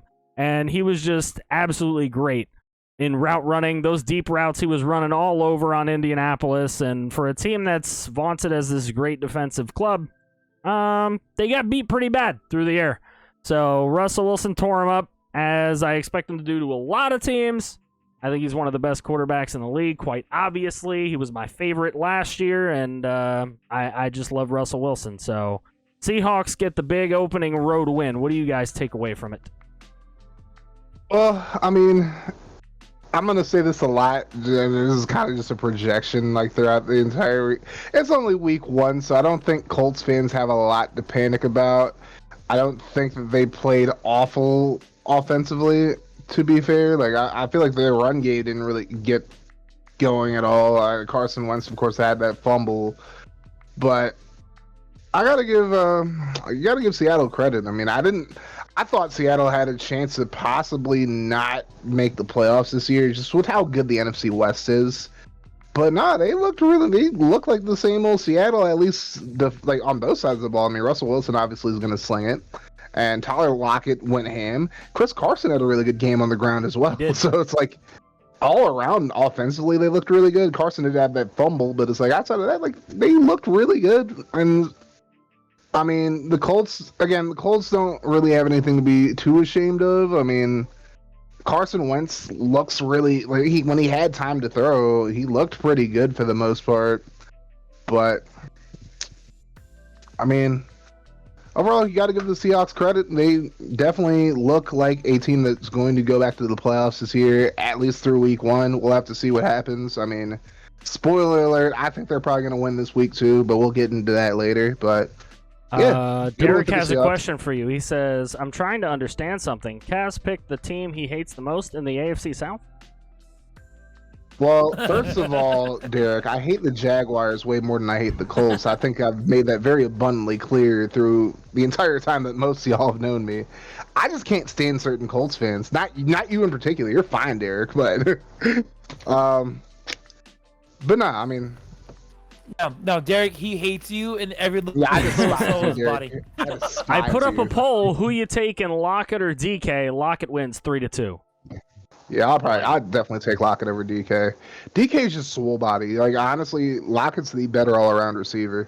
DK has the body of Calvin Johnson without the actual like stats of Calvin Johnson. Both. So Plaxis said that Terry McLaurin's better than DK. AJ Brown's better than DK too. So I mean, but I'll pass it over to CJ though. But again, good one for the Seahawks.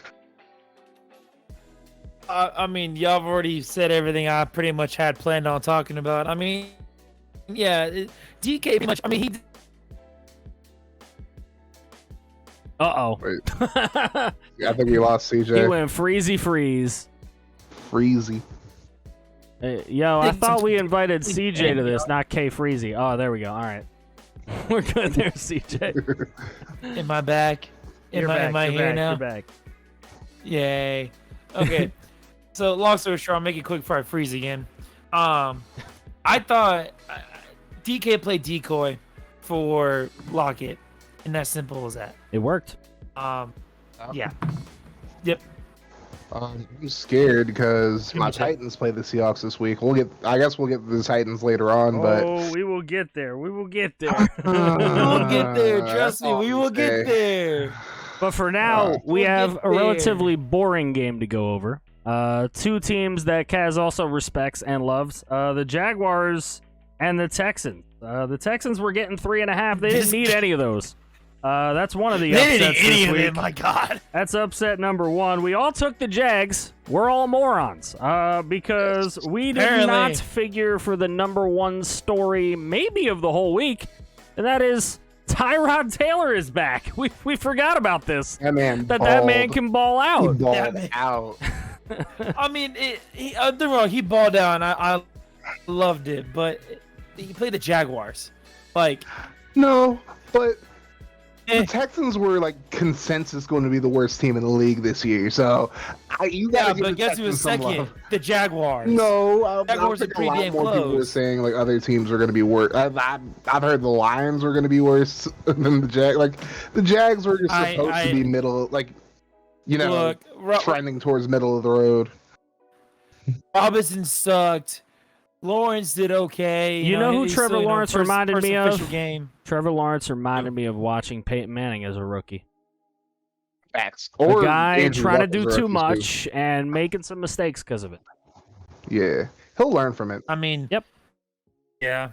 I mean, still, overall, I mean, Tyrod Taylor impressed. He was big. He did his thing. And just said screw you to everybody else who picked against him. I mean,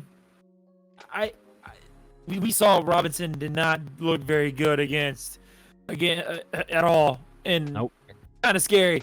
If he didn't look good against, I guess we saw why they wanted to draft ETN, but he's done for the year, so they can't do anything. They were gonna put him at receiver anyways. So. But yeah, CJ, you have anything else here? All right. No, I'm done. I mean, there wasn't much for me to talk about in this game. I mean, Texans said screw you, and Tyrod Taylor looked great. Yeah, that's Brandon Cooks though. I mean, I didn't expect him to cook like that, but Cooks was cooking. He was cooking. But I mean, good on the Texans. I mean, good on the Texans getting the win. I mean, I thought that they might beat Jacksonville like once this year. I didn't know it was going to be in this week 1 game, but here they are. They got the win. Here's my biggest question for the game, though. And Kaz can definitely answer this. Chat can answer too. Of course, CJ. But Tyrod Taylor, what percentage of a chance do you give him doing some crazy shit like he did with the Bills and putting them in some kind of a playoff race? Obviously, knowing how that division's been so far, putting them in some kind of a playoff race only to lose his job next year. Does anybody think that there's a chance that I happens? think that's probably going to. I don't think that they'll go to the playoffs. I don't even think they'll really be in range of the playoffs. But I could definitely see him having a really good season, getting replaced. I mean, it's already happened. What now? 3 times. I mean, it happened in Cleveland. Well, he was signed to like pretty much mentor Baker. And then he got signed in 2019 with the Chargers, got the starting job initially, and then Herbert ended up bogarting the job from him. So it's already happened like 3 times now in his career. I think a 4th is. I don't think that the Texans make the playoffs, but I think it'll be possible. He Just has a being really in the good race season. is what I'm kind of talking. Like if they're a game or 2 out of the division, you know what I mean? Like, I mean, look, knowing what the Colts just did against the Seahawks. Knowing the stinker that we're going to talk about that happened with Kaz knows, and then they just mollywopped the Jaguars. So, I mean, they could do that again. And, divisions are decided by games won and lost in your division mostly. So, I think they can compete. If they play like that, they can compete. Mm-hmm. Until proven different, the only way an AFC South team wins the playoffs is win the division, and that's it. Nobody else is coming out of the division. To be fair, the Colts made it as a wild card last year, so I mean the Titans won the division. The Colts made it as a wild card. But I just think that nobody, obviously, whoever wins it out of the the first place Texans, by the way, ladies and gentlemen, the first place Texans. Enjoy it while it lasts. whoever Texans fans nowadays, but interesting from the chat. Plaxis said he wants Washington to trade for Tyrod Taylor. If no trust in Heineke. If the Texans are looking to trade Tyrod at high value and Washington's willing to give up like a 3rd or a 2nd to bring him in, I think Washington could be really fucking good if they bring him in. Now that we're on the subject, I think it's more likely that they go out and sign Cam, or maybe they rekindle an old flame with RG3. I mean, but I think sticking with Heineke is probably the best decision. He didn't look bad against the Chargers, and the Chargers have a really good defense as well. So, I think he also looked good in his playoff game last year too. Yeah. Mm-hmm. I want to put trust in Heineke. I'm excited to see what he can do. Likewise. Game. All right, so we had the Eagles go into Atlanta. They were a 3.5-point underdog. They didn't need any of those points either. As a matter of fact, the Eagles could have went in as 21-point underdogs, and they still would have covered this one. As they win 32-6 in Atlanta. Obviously, the big meme of Jalen Mayfield, who was like, "Oh, draft me if you want to protect your quarterback." But then, of course, there was the picture on Twitter showing him standing over Matt Ryan. That was like a chalk outline, dead body thing. We all pick Atlanta. We were all wrong.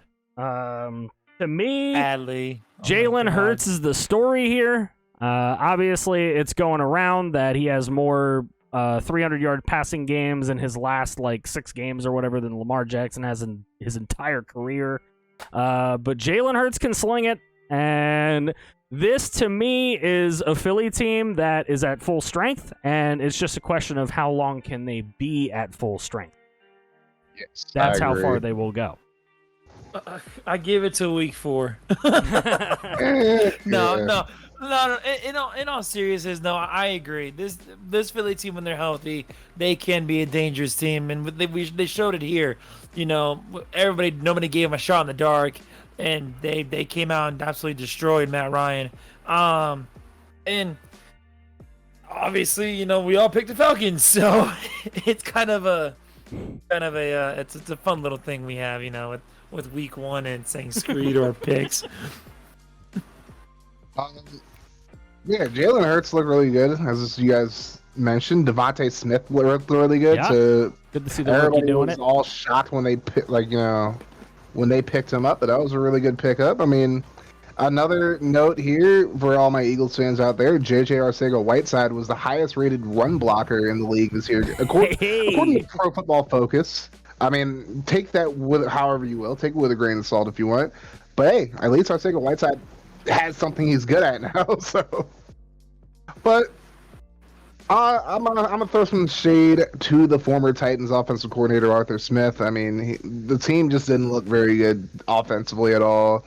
When Calvin Ridley only has 51 yards and 5 catches, and Kyle Pitts only has 31 yards and 4, you're probably not doing. I mean, obviously it's just one game. It's his first game as a head coach, but it's like this Falcons team just looked really pathetic on both sides of the ball, pretty much. I mean.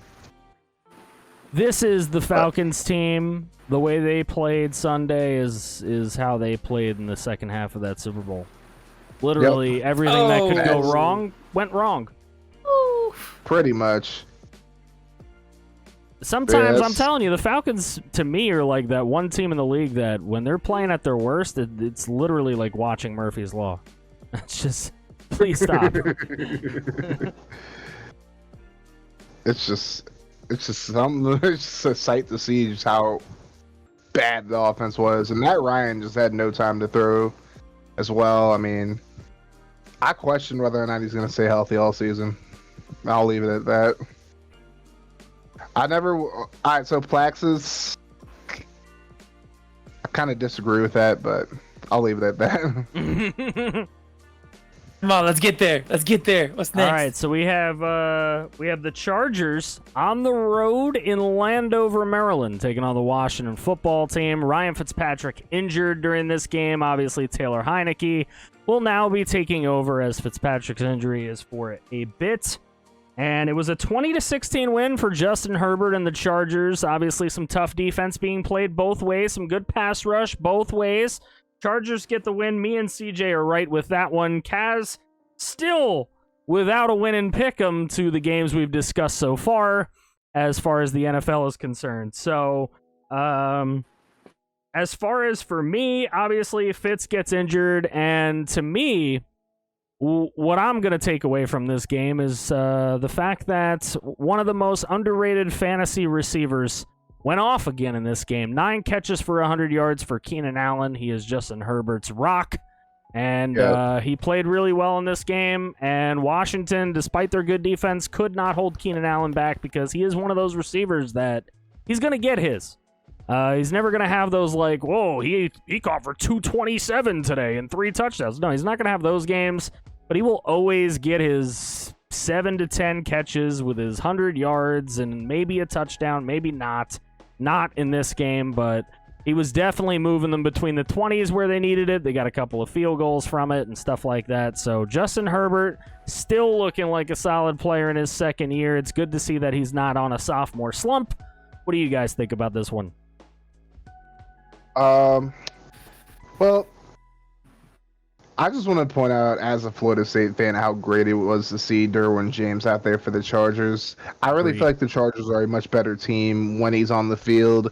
I mean, I know, like, since he's come into the league, he's dealt with a bunch of injury issues, which has been really sad to see because I really feel like he has, like, top 5 safety. And, like, obviously, you know, people call me a biased FSU fan, whatever. Like, you actually watch him play. Like, he looks like he could be one of the top safeties in the league. I mean, his rookie season was ridiculous. He had 3 picks. He had a lot of sacks as well, and he can pretty much do anything the Chargers need him to. And I just feel like overall this team is much better when he's in the lineup. But again, Justin Herbert looked pretty good. It was kind of a head scratcher seeing them not really utilize Austin Eckler in the passing game because, like, he's one of those running backs that can, like, you know, catch passes out of the backfield as well.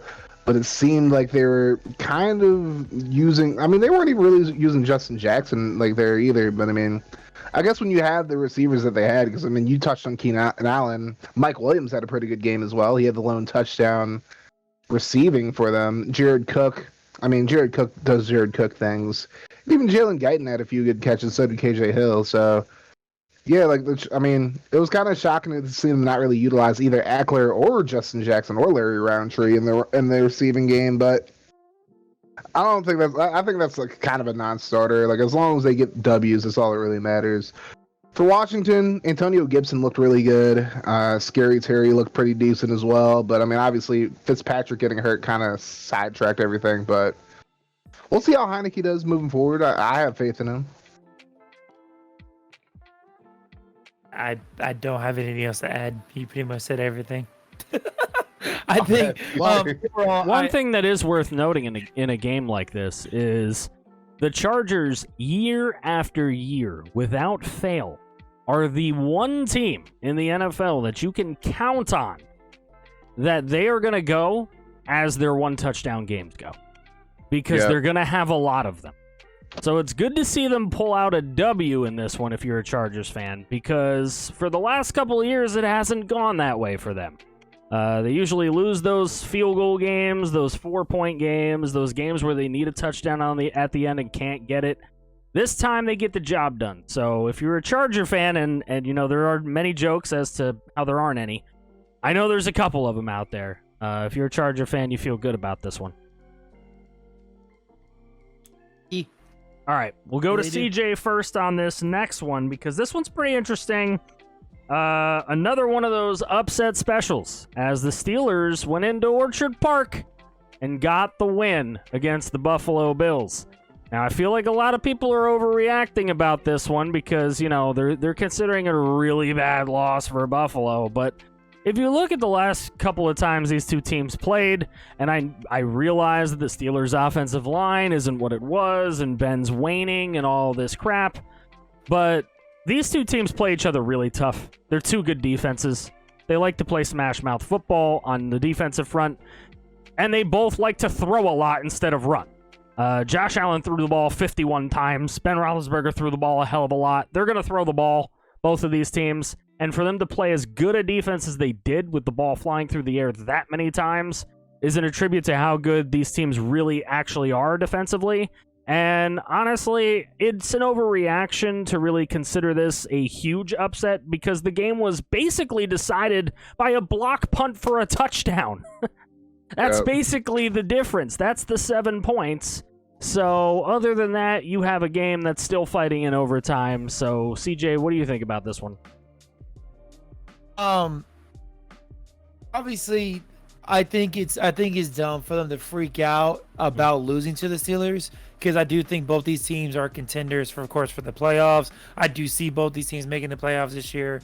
Now, how they lost, yeah, you can freak out about that. Go right ahead. It don't matter. Obviously, yeah, losing by a blocked return for a touchdown that does suck. But things like that you just can't help. It happens. It's the game of football. It doesn't happen very often, but when it does, it changes a lot, and it changed here. And obviously, this is Kaz's first victory in pick'em and from the games we've discussed thus far. Yep. As he was the only one to pick the game. Steelers. Both you and I took the Bills and were wrong for it. So. Yep. I don't know. I think it's too early to freak out. Obviously, like. The Steelers' offense, for the most part, were pretty cold. The running game was pretty, as you mentioned, for not basically was almost non-existent for both teams. It is what it is. You move on. I think the Bills could bounce back this week. Of course, we'll get into that later. Derek over here saying the 4th and 1 or inches in the fourth quarter that the Bills have was a very stupid play calling. I can definitely agree with that. But it just. Losing to the Steelers, you shouldn't freak out about. How they lost, yeah, you can freak out about it. And it's kind of how it is. It'd be like that with defensive teams. What do you got, Kaz? I think a lot of people have really slept on the Steelers. I know Walty's going to really like what I'm going to say about Pittsburgh, but I feel like a lot of people slept on the Steelers going into the season. And I get it, because realistically, their only real offensive upgrades, in my opinion, were drafting Najee Harris and Pat Freiermuth. Mm-hmm. Outside of that, they didn't really add anything offensively, and it's obviously the big complaint I got a lot from a lot of Steelers fans, Walty included, was former offensive coordinator is it Randy Finkner or Ray, whatever? Randy Finkner, whatever. Yeah, that's Walty's favorite person in the world. To get that man out of there. Walty's favorite coach of all time.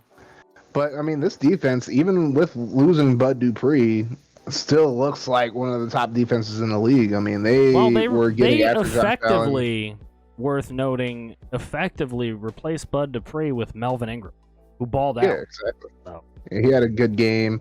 TJ Watt definitely. I mean, they're getting their money's worth from him already.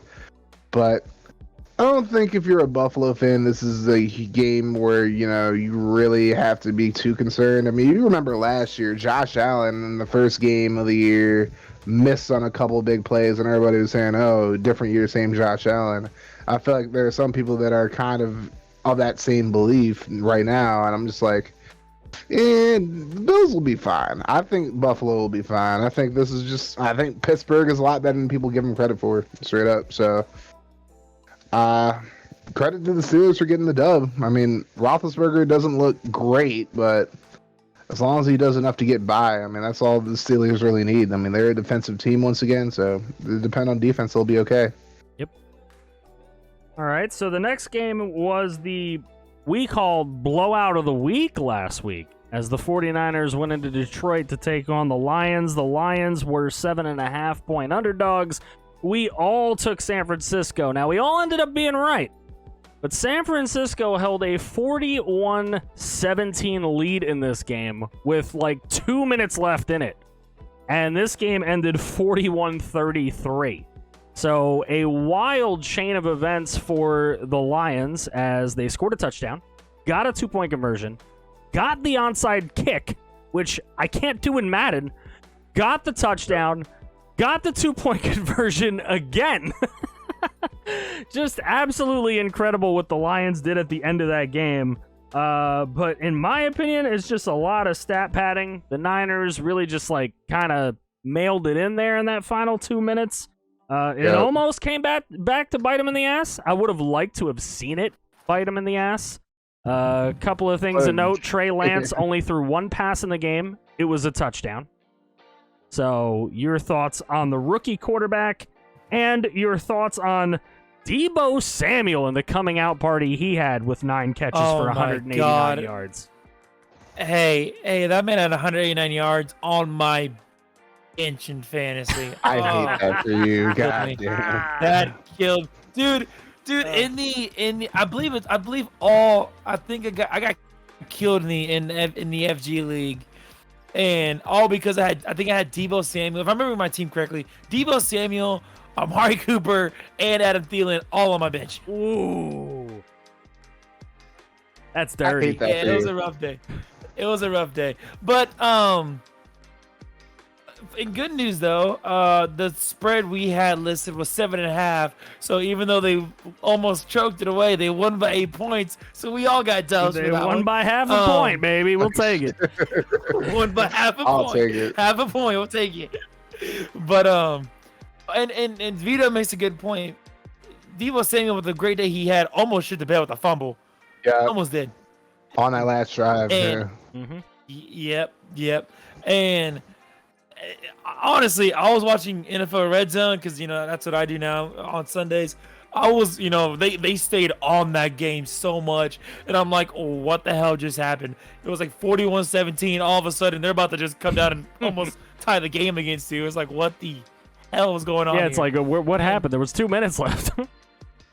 There were 2 minutes left, and it was. I know my cousin. He is a huge Niners fan. And oh my God, I can only imagine how much he was freaking out. But nonetheless, they still got the win. I don't think you freak out too much because it was obviously very conservative play calling in terms of defense. And yeah, I don't think you freak out too much. Now, if they pull the same stuff next week, then you can start freaking out. Right now, though, I think you stay calm. Yeah, I'm with you on that. And yeah, I really feel like towards the end of the game, the Niners really phoned it in. And it almost really bit him in the ass in a way that would have just been a all-time bad way to lose to a team that not a lot of people are expecting to get many wins this year. I mean, let's be honest. A lot of people don't think the Lions are going to do much. And there's not really a big, that's not really a surprise. I mean, I think Dan Campbell definitely gives them more of an edge, and I feel like we saw that in this game. Like, I feel like overall, they showed fight towards the end, even though they were getting blown out at a certain point in the game. They still fought, and they almost pulled off a huge comeback towards the end. Maybe if they would have bit just a couple more kneecaps, they could have pulled it off. Yeah, exactly. Also, I was today years old when I realized that Khalif Raymond, the former Titan, is on the Lions, and he had 3 catches for 50 yards. So they're getting more usage out of him than Tennessee did last year. So good for him. I'm happy for him. Well, they don't have much in the way of receiving, so they could use anybody you could throw their way. I mean, yeah, it's him, Amon-Ra St. Brown, Hawkinson as well, Big Hawk, and then Swift. I mean, outside of that, they don't really have. And then Quintez Cephas, I guess, as well. But I mean, credit to the Niners, though. I mean, again, like you said, Deebo Samuel had a great game. Elijah Mitchell had a really good game on the ground as well. And I don't think this is like one of those games you press the panic button, like CJ said. Like, I mean, you got Philly this week. We'll see how that goes. How bad is Okuda's history of injuries, says the chat. It's terrible. It's terrible. It's not been good at bad. all. It's bad. I mean, Now can't say done how for the it's- year again. Yeah, it's bad. Sad for him. All right, so Indeed. the next game was the Minnesota Vikings going into Cincinnati. Cincinnati was the underdog by 3.5, but they didn't need it. The Vikings needed the 3.5. They lose 27-24. I had Cincinnati. Y'all had Minnesota. So I know. I picked Cincinnati. Another pick 'em. I'm sitting here flexing and everything. No, I did pick Minnesota. obviously the story Yeah. here is the two Joes. They were running amok out there, Mixon and Burrow I'm talking about. And I think what's really interesting about the Bengals this year, and I hope it does continue, is that it seems like there's scheming to have a crappy offensive line with a lot more play action and booting and stuff like that. And I think it'll work a lot more. Get Joe Burrow in a place where he's not getting pressure in his face every 2 seconds and gets an opportunity to maybe get outside, make a play every once in a while. I think it worked out for him a couple of times here. Hopefully it keeps working out because I'd like to see Burrow do well. Kirk Cousins had his chance. He had multiple chances to pull off some kind of a big drive at the end of the game there and have one of those, as Kaz said in last week's show from the chat, one of those Kirk Cousins-like games, but it just didn't happen for him. What do you feel about that? I mean, I feel like my mentality picking Minnesota to win this game was the fact that I didn't feel like the Bengals would do a good enough job protecting Burrow. And sure enough, he got sacked. Like they definitely were running a lot of stuff, like where they were like having him roll out, doing a lot of play action. But he still got sacked 5 times as well. Yeah. I mean, people forget, like, last year, obviously, losing all the players they lost defensively, like, for the season. Like, the Vikings have a very good defense when they're all healthy. And I think that was on full display in this game at least as far as getting to the quarterback. Obviously, Mixon had a big game. Jamar Chase is another guy who apparently has no hands, but made some big grabs in that game as well. Somebody put his hands on. Yeah, Simple as that. man did not eat popcorn before the game this time, so good on him for that. But no, I mean, the Bengals offense looks a lot more efficient, at least as far as running the ball. And like when Burrow has time to throw, he looks really good, but really got to focus on protecting him. And I think Minnesota also has to focus on protecting Cousins as well, because he was getting beat up in this game as well. Mm-hmm. But Two teams with very bad offensive lines. yeah, like I don't think that either of them are really going to make the playoffs this year, but No. I think both of them definitely showed flashes of, moving in the right direction, I would say. CJ, what you got? Okay. I'm hoping I don't come off bad. Yeah, no. I'm keep. No, you sound fine. Am I? Do I? Yeah, you're no, fine. you're fine. You're fine. You're totally Okay, because fine. I keep seeing my signal on the Discord call, and it keeps flipping between yellow and green. So I was kind of scared. Okay. As long as it's not red. Oh yeah, for sure. I was very happy to see. Of course, I know I did pick Minnesota because obviously I thought they'd be a lot better with Jefferson, and I just thought overall it'd be better. But I was very happy to see Cincinnati win this game. I really am. As you mentioned, the Joes both did phenomenal, and it went red. And I am. It went red. And I am very happy to see them win the game. But was Dalvin down though? Hopefully, it's good enough. I gotta watch the replay. Honestly, I don't I'll have to see remember. it again. But honestly, fuck what Elmer's and Chumpy are talking about, because Elmer's is a Bengals fan, Chumpy's a Vikings fan. They're obviously going to be biased towards one another. And also, nobody's underselling the Bengals defensive line, but the Vikings offensive line is definitely bad. But nobody's selling the Vikings or Bengals offensive lines. That's for sure. Nobody wants anybody to buy those. They both suck. But I will say, yes, Joe Burrow was sacked 5 times. You're right about that, Kaz. But this is the thing that jumped out to me. I believe I saw it on Twitter. Last year, the Bengals ran play action the 31st most out of 32 teams. That's like barely using it. Now, on Sunday, they were the 7th ranked team in play action. So that's an improvement. If they can continue to start using things like that, you have to be able to use it. And honestly, you can only use it when Joe Mixon's running for 127 yards. I mean, if Joe Mixon's going to be able to do that week in, week out, then you'll be able to run that play action and those bootlegs off of it and have great success like they did. So hopefully they can keep that up. You do not have a top 20 O-line, Elmers. You do not have a top 20 online. Shut up, Elmers. You don't. There's a lot of cap. All right, so that was upset number 4 for the week by my count. Elmers is selling caps half off, y'all. Caps half off. Caps half off. The Jets going into Carolina. Sam Darnold's revenge game. Now this was the mob special, and for those that don't know what I mean when I say the mob special. The Panthers were giving away 5.5 points. They had a 16-0 lead in this game. They won 19-14. Therefore, the 5.5 points that go to the Jets make the Jets win 19.5-9, giving all of us L's on our pick'ems and having the mob clean up all of the money. That's a situation where the mob called in and said, 16-0, we're going to need you to pump the brakes. And they did. And then Zach Wilson threw a couple of TDs to Corey Davis. And now we have a 19-14 final. So what is your guys' takeaway from this one? Darnold was mistake-free against the Jets. You love to see that. And Zach Wilson showed some potential. So what do you guys have? This offensive line is going to get Zach Wilson killed. Straight up. I mean, he was running like crazy. And now Mekhi Becton's down too. Yeah, Mekhi Becton's a big loss, but I mean, they were just getting after him today. Like, it is bad. Brian Burns had a sack, but it was like, and a QB hit as well. So he was getting it. Hassan Reddick, of course, had a sack and a half. He had 2 QB hits.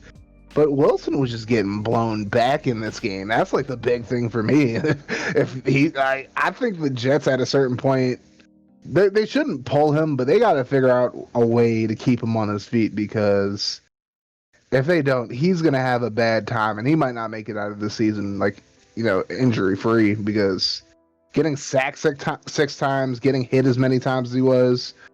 I mean, granted, you got to give the Panthers credit. Obviously, they have a pretty damn good defense. I mean, you got guys like Shaq Thompson. You got Brian Burns, who's a beast, the former Seminole, by the way. And just so many good defenders on this Panthers team. And it was like offensively, I think it was a huge breath of fresh air for the Panthers to get Christian McCaffrey back. He looked really good, both running the ball and catching the ball as well. And then even DJ Moore was getting it. Robbie Anderson had his one big touchdown. But I don't know if the Panthers are going to go to the playoffs this year, but they look a lot better than they did last year. And I think having CMC back in the lineup definitely helps that a lot. Yep, definitely. Yep. Okay, Beaker. I really don't have much to add here. I don't really have much to add here. Yeah. I just, Darnold got his revenge in his game. Wilson showed promise. See what can happen with him as he keeps going. He will get killed. And the Freed. He will get killed free. All right, he will get killed. Yeah. Nah, but I mean, they got to protect him. There you are. Am I back now? You are. Yeah, you are. You said he will get killed and then freeze. I got green. Oh, okay. Well, I was laughing at Derek's comment saying Wilson needs to invest in a flak jacket because with that horrid offense, he might not make it to next season. True. This is very true. So I guess that is a game that probably Shefty included because with the spread, it's an upset. But see, I was counting the true upsets, and there was plenty of those, including this next game, where the Titans were giving away 3.5 points, and Mr. Steve McNair background jersey. That's Mariota. But Marcus right. Mariota jersey I background. was wearing over my McNair jersey that day, though. We all got this wrong as the Titans lose 38-13. They could not run the football. It made the day very hard. They also could not stop one Sir Kyler Murray, who went off for 4 touchdowns passing, 1 running, and he hit Christian Kirk twice and D-Hop twice. And both of the D-Hop touchdowns, I was watching Red Zone with my dad. Both D-Hop touchdowns made his jaw go. Because the one in the back of the end zone, he didn't even think he caught it. And then the other one was he just beat everybody. I mean, D-Hop's amazing. And it helps Kyler Murray a lot to have a guy like that. This is why D-Hop was 99 spec catcher Madden for almost every year. Oh, because he's just that good. Also, another guy they couldn't stop is a man by the name of Chandler Jones. Mr. 5 sacks against this against this most sacks Titan in an opener. I say horrid. this because of the person that is number 1 in this category, but most sacks in an opener since the late great Derek Thomas did it back in 1997, I believe it was. He had 6 sacks in the opener. That guy was amazing. Chandler Jones killed this offensive line, and Taylor Lewan got exposed. Taylor Lewan with the public apology. Kaz did not accept that apology, right, Kaz? I have a lot to say. So, Taylor Lewan likes to call himself Dad. So, I'm wondering, am I supposed to call Chandler Jones Grandpa now? Because he definitely sucked. I mean, he's as old. Okay, I'll call Buda Baker Grandpa, too, because Buda Baker put him on his ass, too. Oh, my God. I think the only person I cannot blame offensively for this game is Ryan Tannehill. How do I blame? How do you justify blaming Tannehill for anything in this game when he literally had no time to throw? And by the second quarter, he's like, he's on some Sam Darnold shit, just seeing ghosts. Like, how do you blame? I saw people trying to blame Tannehill. I'm just like, how do you blame Tannehill? Like, he has no time to throw. Tannehill, he's getting worked. Tannehill got PTSD from that game because he thought he was back with the Dolphins. Because Taylor Lewan was getting owned. Kendall Lamb got put in that left tackle. He was getting owned. Even David Questenberry was getting his ass owned. Like, the O-line just played like crap this entire game. Julio Jones dropped a few passes. So it was like, that's the big acquisition we got, and he's not doing much he of looked anything. really bad early. I was like, this is the guy they brought in? I'm like... And even Derrick Henry, like, he didn't have a lot of opportunity to run just because the O-line was getting blown back. But it's like, even he wasn't running with as much conviction as he usually does. But... Yeah, but what did he have? Like, I think it was 10 carries, 9 yards or some shit like that at one point. He finished with 17 carries and 58 yards, and he was just blowing them up on the sideline as well. But it was just... the way that everybody was so hyped about, like, the season going in and to just lay an egg, it's hard to not be concerned, but I'm not all the way concerned yet because obviously it's the first week of the season, and it's like we saw Tampa get blown out at home mid-season last year and still win the Super Bowl. So I'm not giving up on the Titans. Like, I'm far from it, but... they cannot have another performance like that again. Like, that is completely unacceptable on both sides of the ball. And Jackrabbit Jenkins was getting owned by D-Hop. I mean, honestly, the only few players I would say played well defensively were Christian Fulton, who only gave up 1 catch, and Tier Tart, who was shutting down the run game for the most part. Everybody else played like crap. Kevin Byard looked like shit. Like he really last did. year.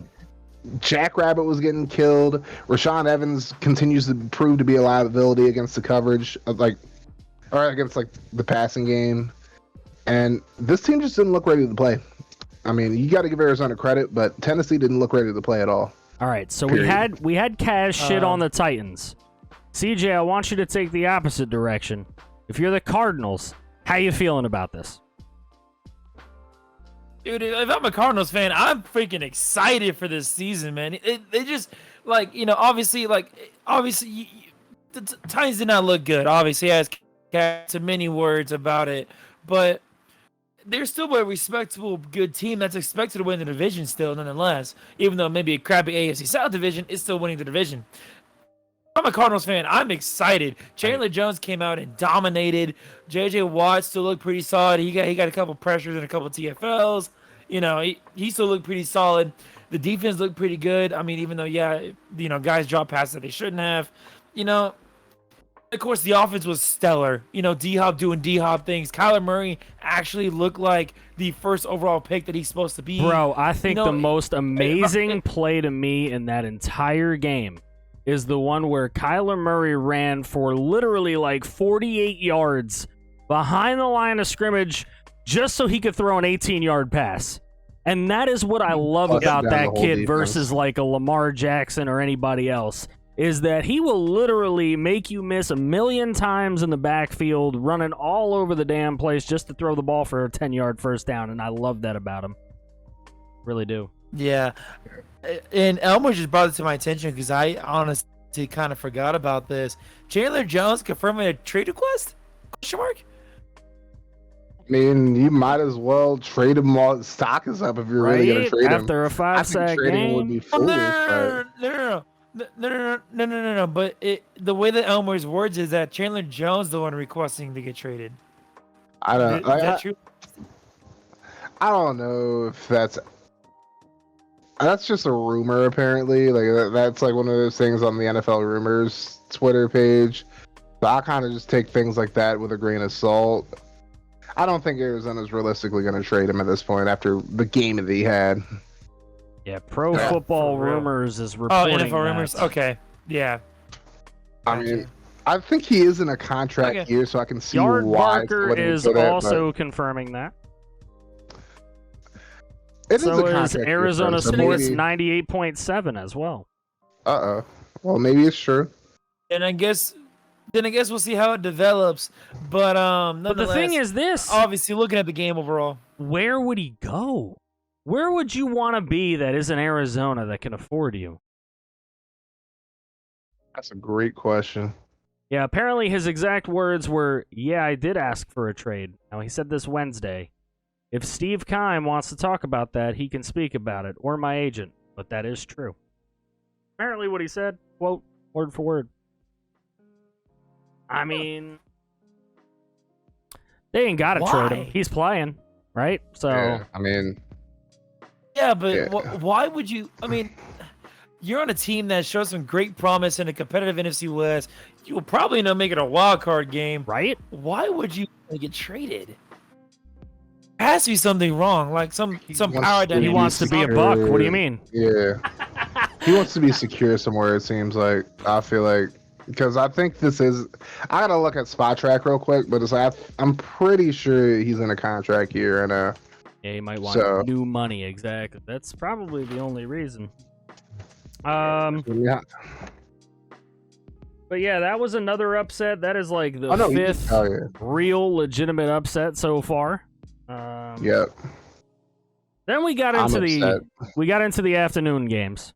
All right. And I have a little bit to say about this. Just one little headline word. But the Browns go into Kansas City, into Arrowhead Stadium. Tough place to win. They're winning the game the entire time. They're winning the game the whole time. All right. The Chiefs were giving up 5.5 points. Now, the Chiefs won the game 33-29. I said on last week's show, I said, hey, it was a 5-point loss in the playoffs. That's why they made it 5.5. I knew that's why they did it. And it was 33-29. It was 4 points this time. So I'm the only one that got it right. And it's ironic that I am the only one to get it right because, honestly, the story of this game for me is Faker Mayfield. That is his new name. Faker Mayfield. He is a faker. He is not an elite quarterback, and he Mayfailed in this game. All right? Because he is the one with the chance. He is the one that had no touchdowns and a pick. He is the one that had... It wasn't Nick Chubb's fault. It wasn't Kareem Hunt's fault. They were running their ass off. They were carrying this offense the entire time. Fumble, though. Chubb did fumble, though. There was a big fumble. But look, when you're carrying the offense, scoring all the touchdowns, you're allowed one fumble. All right?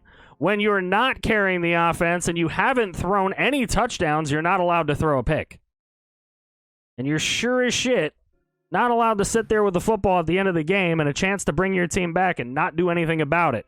Now, yes, the Scottish Hammer dropping muffin his own punt. And my dad was screaming at the television saying, why didn't he just pick it up and punt it then? A lot of punters, when they do drop the ball like that, just pick it right back up and kick it. He decided to try and take off and run with it. Not going to work for you, buddy. But that's obviously a big thing in the game. But look, Baker Mayfield had a chance to rise above all of that crap and just bring his team down the field and score a freaking touchdown. And he Faker Mayfield it. So what do you guys feel about that? Yeah, I think we got to start having a conversation about... I mean, obviously, you already started the conversation, but we got to have a conversation about, how long can Baker really be the quarterback in Cleveland? Because the Browns have a good team. I'm not saying Baker's the worst quarterback in the league, but it's like they have a good team around him. Now, you got two starting caliber running backs in Chubb and Kareem Hunt. Obviously, Odell's not back yet from his ACL injury. He'll be back probably week 3, week 4. Raiden in the chat said, hey, at that rate in 3 more games, the Browns will win.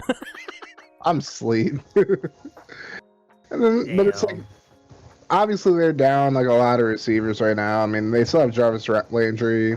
Odell's hurt still, so we'll see what happens with that.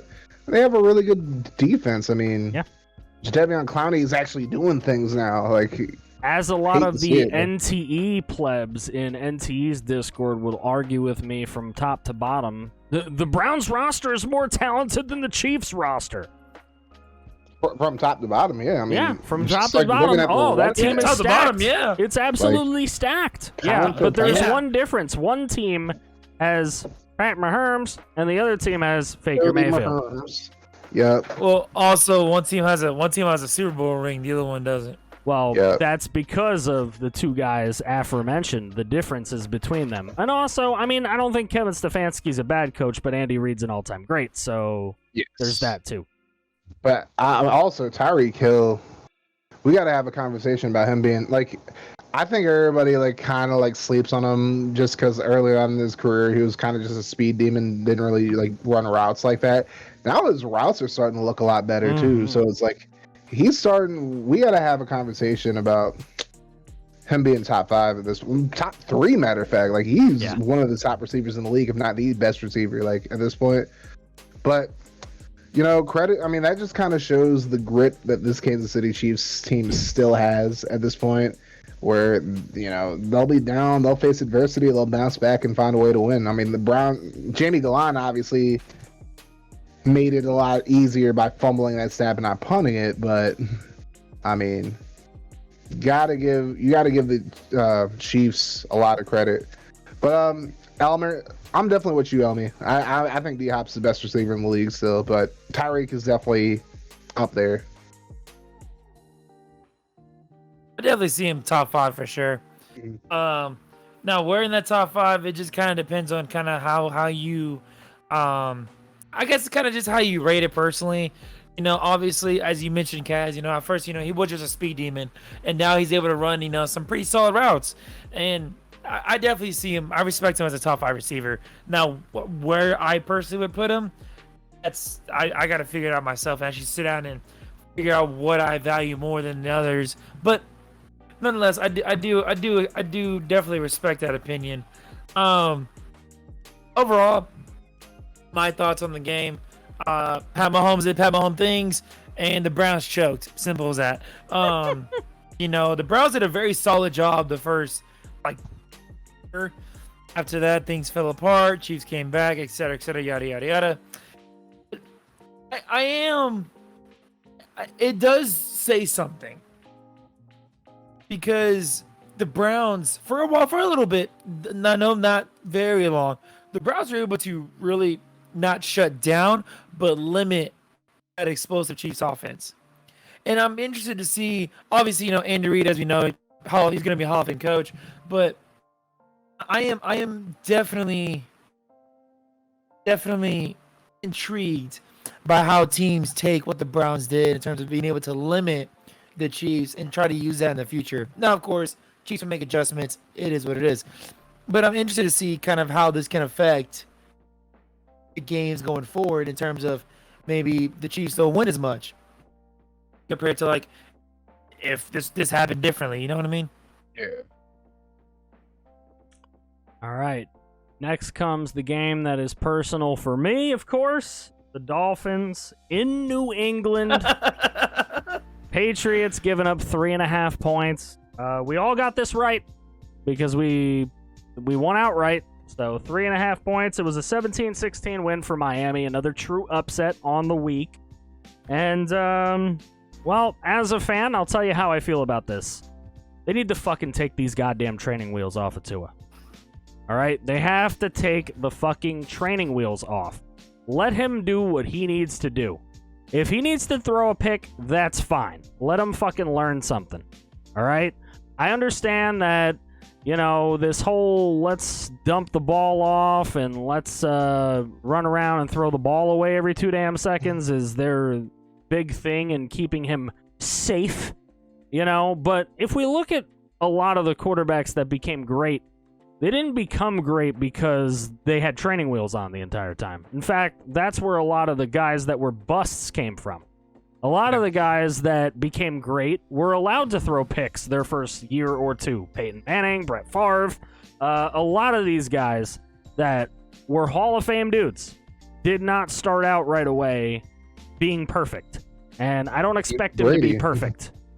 But he did enough to win the game, and the defense is really what got it done. The opportunistic defense, the turnovers.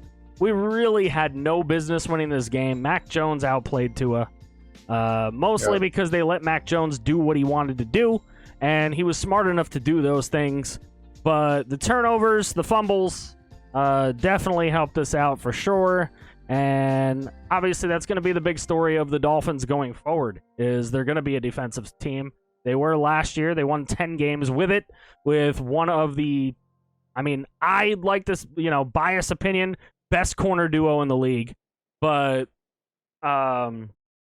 it definitely opens things up for the defense. Javon Holland was playing pretty well.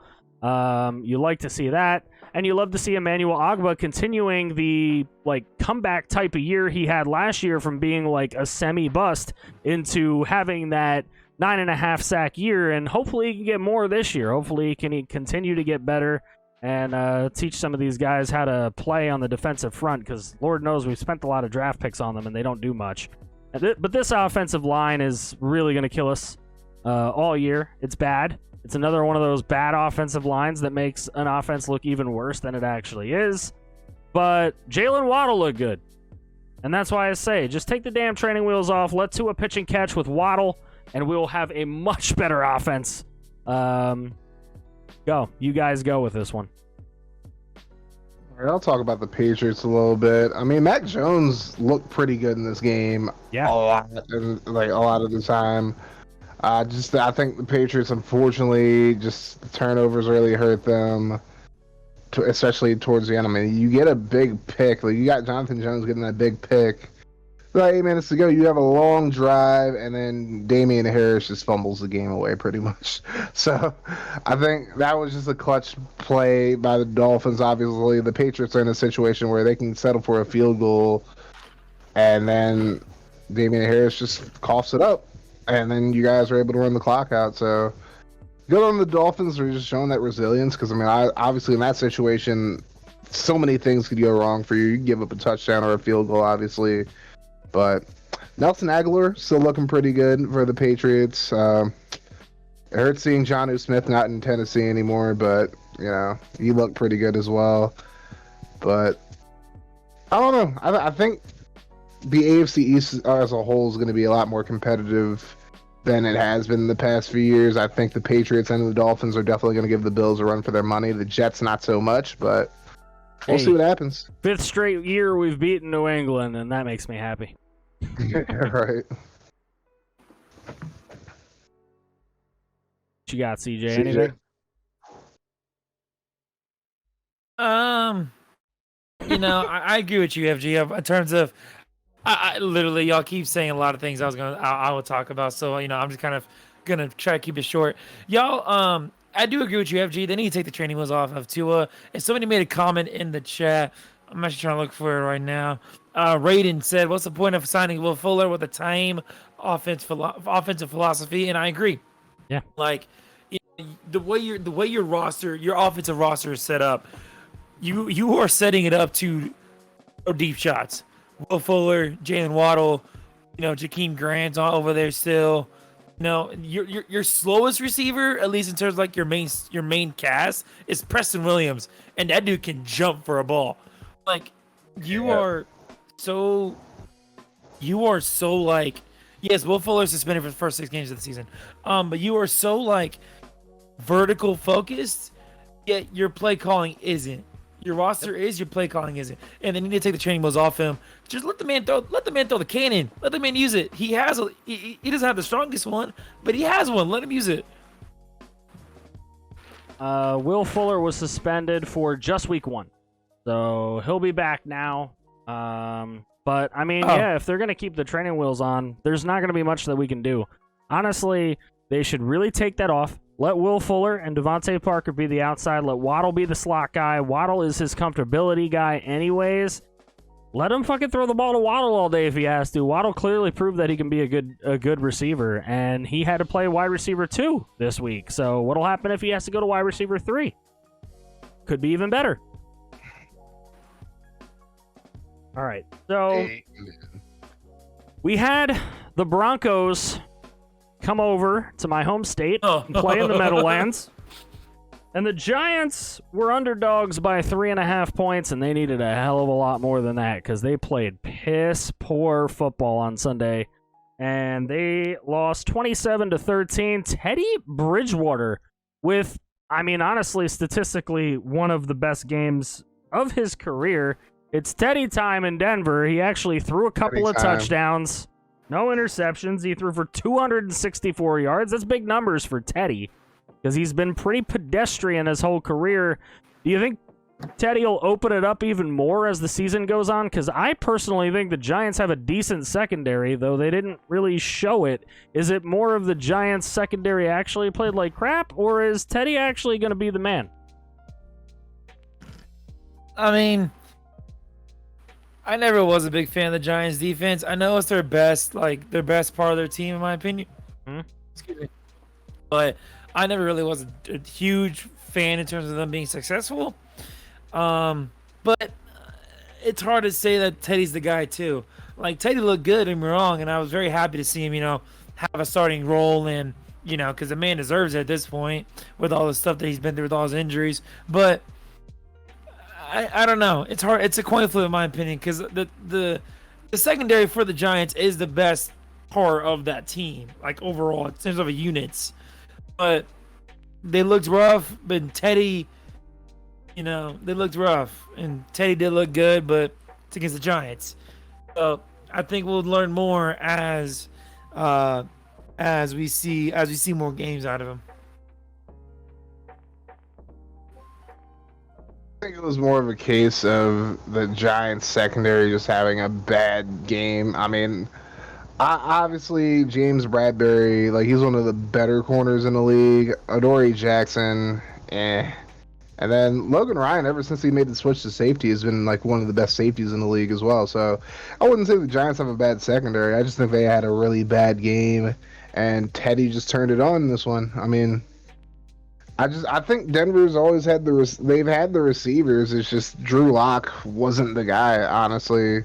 I'm not saying Teddy's going to be long-term the guy, but, I mean, he was able to get it to Jerry Jeudy. He was able to get it to Hamler and all those guys. I mean, of Cortland Sutton didn't have the best game in the world, but overall, I mean, this offense for the Broncos looked really good. Then again, it's the Giants, and the Giants didn't play particularly well offensively. I mean, I know it was Saquon's first game back, but overall, I mean, it was a good win. Julius Peppers in that secondary too now? Jabril Peppers, yeah. Jabril Peppers. I don't know if I said Julius, my bad. Yeah, Jabril Peppers is like, there's so many Peppers, I swear to God. For the record, Right. we all took the New York Football Giants, and we all lost. Well, I thought they were Yeah, going we- to feed Galladay a little We bit got more, but spanked. Yeah, Galladay I did mean, not I have think a it's gap time to to start Galladay. talking about ousting Daniel Jones. I mean, he's clearly not the answer. yeah, I'm with you on that. I don't think they can really do much of anything this year because, I mean, Mike Glennon isn't really an upgrade over him at all, so Oh no. they're kind of stuck with him unless they want to make a trade for somebody. But Sterling Shepard looked good at least. I mean, Galladay looked good when he actually got the ball, but It just goes to show that even though, Saquon Barkley is a good running back, we all don't dispute that they made a mistake in not trying to get a quarterback back then. And then they waited to the next year and went for this Daniel Jones thing, and, they probably could have waited that year as least well, they and didn't maybe draft taken a guy in this Haskins, though. past draft. at least they didn't draft Haskins that year. I mean, I think that's the True. only way that situation could have been worse. All right, I mean, the big yeah, for sure. America's game, and we'll go to CJ first on this one. America's game of the week, everybody. The Packers at the Saints. This was supposed to be this wonderful football game we were all supposed to watch. The Saints. Oh my God. The Saints were 3.5-point underdogs, so I guess this is another one of those true upsets, and man, was it an upset. A 38-3 absolute jackhammering of the Saints to the Packers of JJ's. As Aaron Rodgers literally looked the worst I've ever seen him look in his NFL career. I don't think I've ever seen him look that bad. 133 yards and 2 picks. Ew. Daniel Jones can do that. On the other hand, Kaz, got to give you credit there. You called the Jameis thing. He threw 5 touchdown passes, and Kaz was the only one who took New Orleans. You and I were both wrong. CJ, what went wrong here? Where to start? Everything went wrong for the Packers. I mean, it was rough in every which way. And like they couldn't get running game going. Aaron Jones just looked so rough. Devontae Adams didn't get many looks, obviously, because Rodgers sucks. Like literally everybody. I mean, Packers got caught with their pants down. Basically, that's the best way to put it. They did not look good. And for all this offseason talk about potentially Rodgers moving or getting traded or Retired. all this stuff about like the Last Dance post. Remember that? I'm sure y'all may remember that. All the this talk shit was talking about the and- retirement, and it looks like he wanted to retire because he sure as shit didn't want to play football on Sunday. I don't know, man. I just come back and I do, and of course we'll get into it when you do our pick'ems later on. But I do believe they bounce back. They just look rough. It was bad every which way, and there's only so many things you can say without saying they just straight up suck, because that's just what they did. They And Kaz, sucked. as the Man. FSU guy, the big Jameis supporter, you were right. What did he do so well? Honestly, people will look at his stat line. I mean, he went 14 to 20, 448 yards, and 5 touchdowns. So people look at his stat line and say, oh, well, that's just misleading. He just got lucky with all the touchdowns. No, he was throwing dots. He was throwing dots throughout that whole game. And it's like, obviously, the Saints are still a little bit limited as far as receivers go because they don't have Michael Thomas back. I mean, they got Chris Hogan, who, honestly, after Mrs. 7-Eleven himself. 7-Eleven, And Marcus baby. Callaway as well, and Adam Trot. They have a lot of receivers who aren't really top guys. I mean, they still have Alvin Kamara, obviously. I didn't know who this Tony Jones Jr. guy was before the game, but he's a bit of a stud too. Oh, that's Notre Hey, Dame's running back from last. Yeah, that's right. Didn't So really you're talking know about the Tony Jones? Is that the tight end that's had the 2 touchdowns? No, the tight end was that's Juwan Johnson. Yeah. But no, Former James- receiver. I'm starting to feel like it's only one game, obviously, and it's like Green Bay as a whole didn't play very well. Oh. I'm starting to think maybe there was a little bit of an element of truth to this whole LASIK thing that Jameis was talking about. Like, how he got LASIK to like repair his vision. So maybe that's what he really needed for him to be a good quarterback. But again, I think the Saints definitely played well. But I think the story, like this obvious story here, was just Aaron Rodgers just doesn't even look like his heart's in it. It's like, I don't know if you guys saw Wake Up, whatever the show's called on ESPN, but it's like even Jermichael Finley was saying like he's never seen this unmotivated of a Aaron Rodgers before. Now, there were some people joking on Twitter about him coming back just to sabotage the Packers season, but I have a different take. Maybe he's sabotaging his own season so that they will get rid of him next year. Yeah. I mean, No, he doesn't I want to don't- be I there, don't- right? So I don't think he does this. No. I just don't think he wants to be in Green Bay anymore. Like I'm not gonna like subscribe to any like conspiracy theories as a whole, but I just think the bottom line is he doesn't want to be there. So he's probably gonna play himself out. I don't know. I don't think that's the case. I just think he had a bad game. I think the whole team had a bad game, and I think they bounced back. And obviously, if it's still like this, but when against the Lions, then I'll start to wonder other things. Right now, I just think it was a bad game, and I think they'll flip it around. final point on this one. Elmer says in the chat, bro, are the Saints about to fuck up the league with a castaway quarterback that they picked up in free agency again? Yeah. Maybe. I like Jameis right now, bro. He's looking. All right, the last two looking like games he to is. go over. The primetime games. The Bears went into LA to open up SoFi Stadium in front of fans for the very first time. The Rams were 7.5-point favorites, and they needed to give up more than that. They won 34-14. Matthew Stafford's first game as a Ram. He goes 20 of 26 for 321 yards and 3 touchdowns. This is the Matthew Stafford we all knew could be elite. And on this team, he's given the opportunity to do so and look good doing it. Matthew Stafford, early MVP candidate? Maybe? Who knows? I'm with it. I can support that.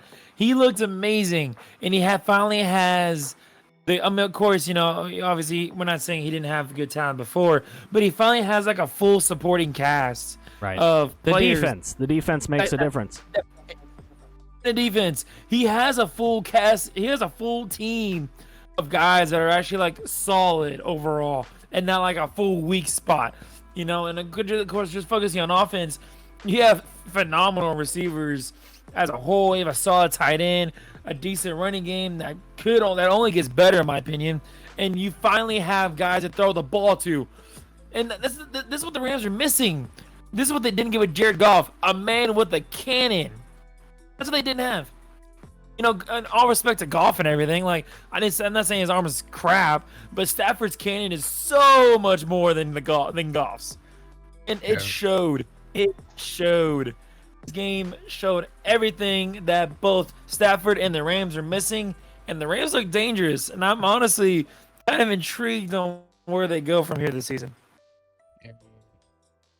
Honestly, Van Jefferson's going to be a star in the league, I feel like. Jalen Ramsey was saying it during Hard Knocks last year, but I'm starting to see, like, I like Van Jefferson a lot. Like, I didn't realize how stacked the Rams are at receiver. Like, they have Deshaun Jackson as their number 4, bro. Like, that's crazy.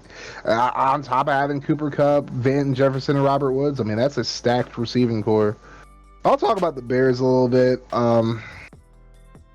Matt Nagy, if you're really committed to not playing Justin Fields at this point, after just seeing how much Dalton was struggling in this game, the very least you could do is open up the playbook a little bit more and have Allen Robinson let him be great.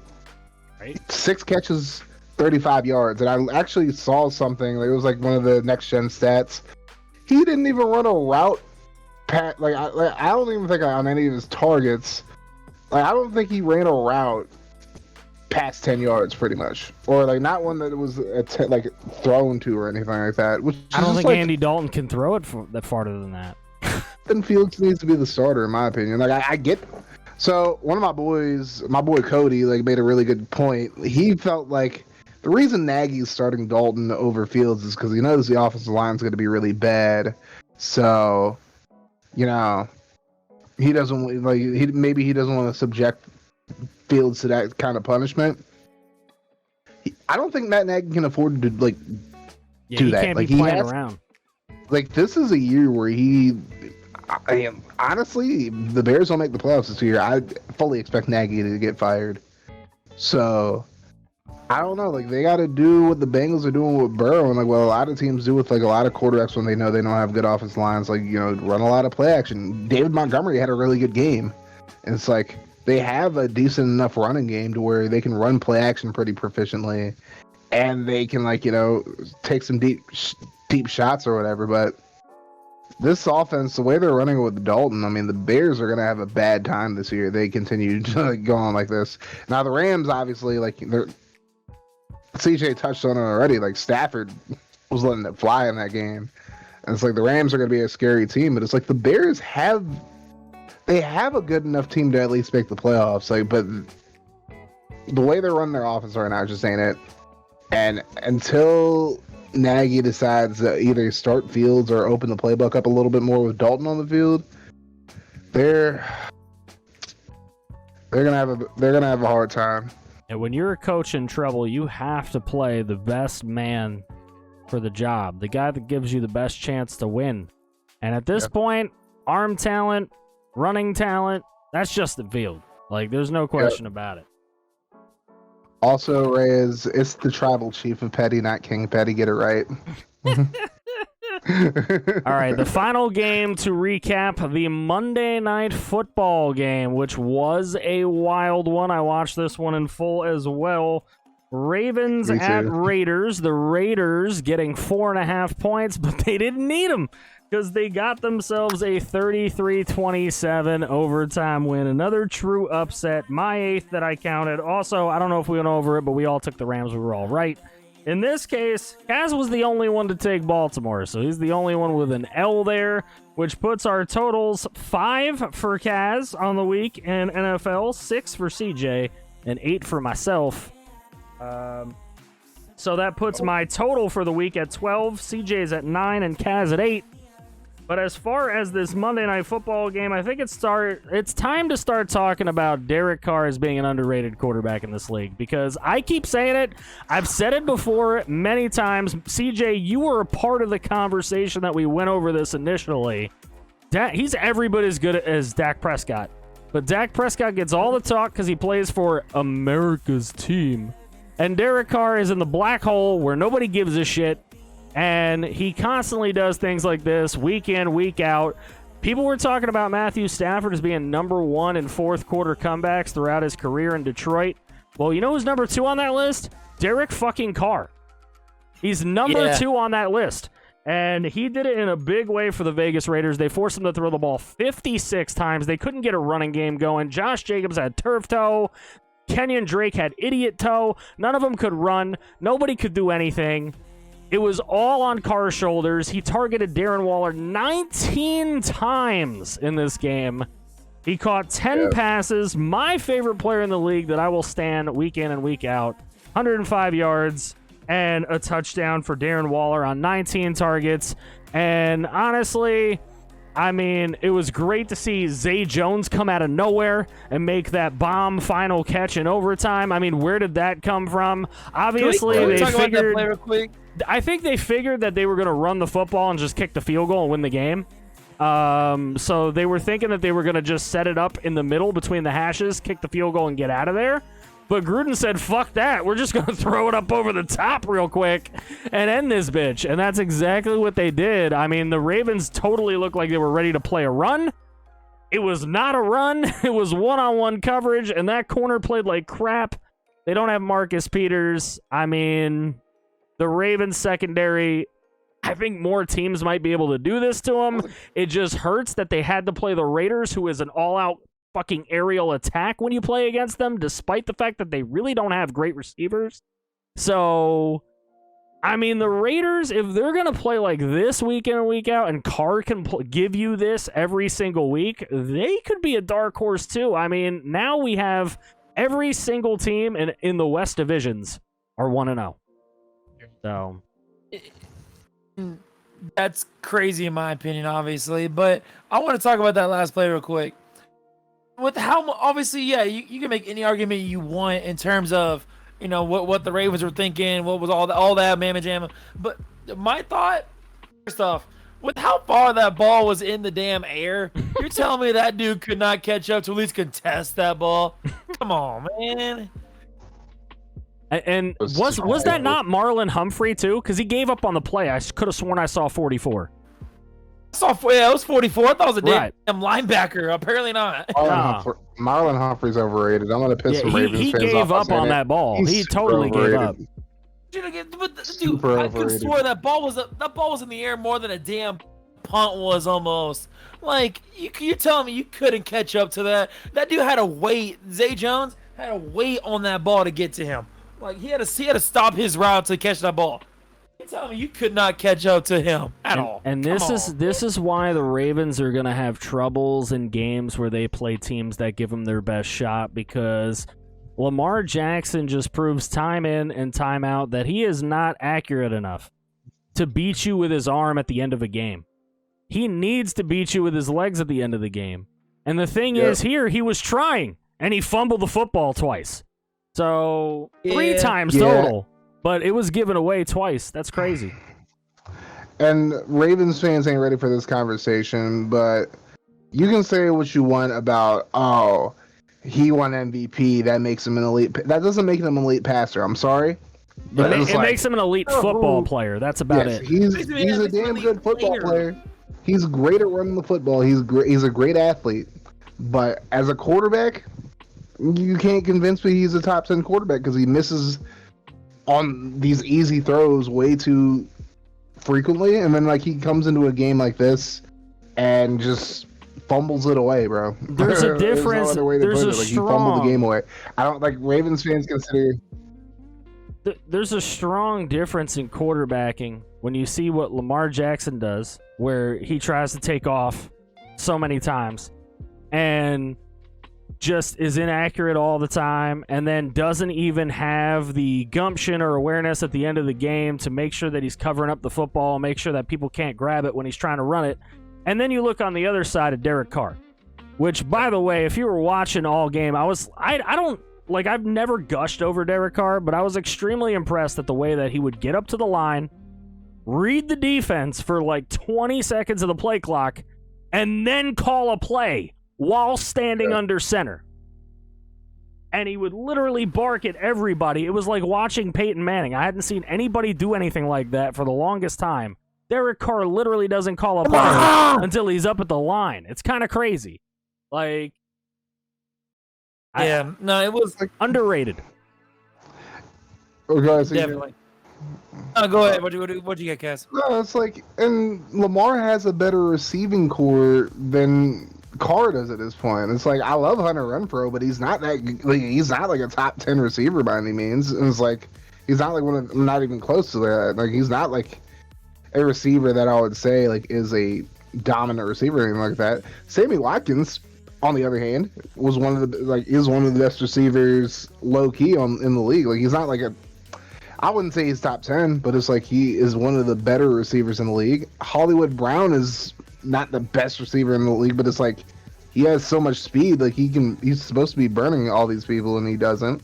Mark Andrews got held to 3 catches for 20 yards, so it's I would say Lamar has the weapons to do things. It's just he misses passes and then he fumbles the ball too damn much. So I stick by what I've said about him the whole time. I think he's better than some of his haters think he is, but he's not nearly as good as Ravens fans think he is.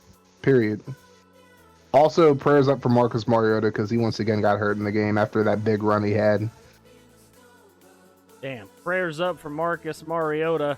I'm putting a poll in the chat right now as to who do you think was the most surprisingly impressive quarterback in Week 1? Is it Jameis Winston, Derek Carr, Matthew Stafford, Tyrod Taylor, or Jalen Hurts? So that's a good cast of characters right there. Make sure you vote on that. If you're watching this on YouTube and you want to be a part of these votes, make sure you come to the live streams. They will be every Wednesday. And judging by the amount of viewers we've probably had in chat all night, maybe 9 p.m. is a good time. Maybe. Yeah, Just I a would little say bit. so. Just a little bit. All right, so we've gone over how our picks were for last week.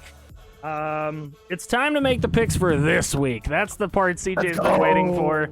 So we'll start out with this very exciting Thursday night football game that we have upon us.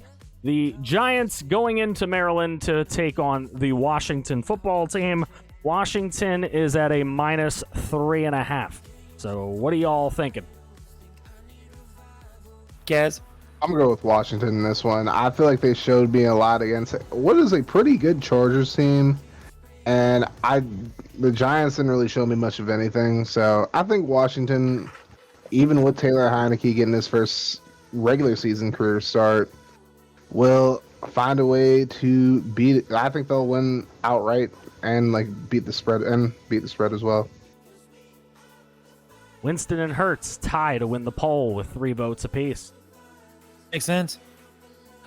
I am on the Heineke train. I want to see what he does. I think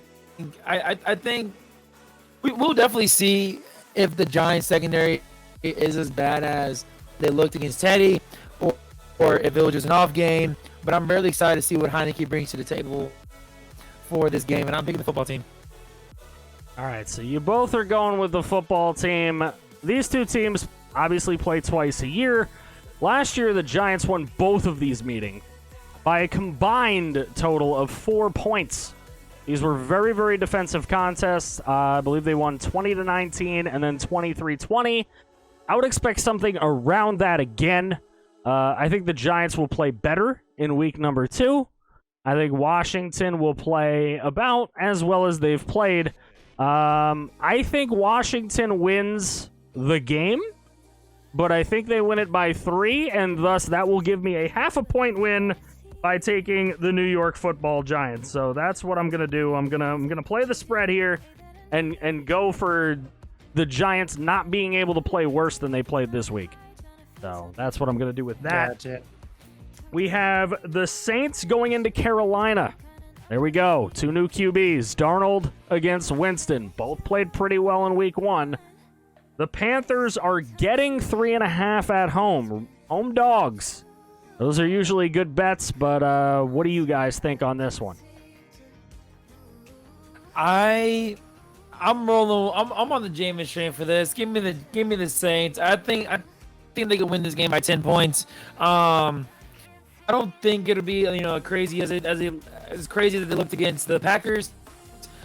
But as much as I do enjoy the Panthers offense, I know CMC looked really good in that game against the Jets, but it was against the Jets. I think the Saints have a better defense. I think they're able to limit the Panthers offense, so I'm going to take the Saints by 10. I'm going to go with the Saints by 7. I think the Panthers will keep it close, and I don't think this will be a blowout like the Saints-Packers game was, but I still think the Saints are the better team here, and I think Jameis will have another big day against I would say the Panthers' defense isn't necessarily better than the Packers, but I feel like they'll definitely perform better than the Packers did last week.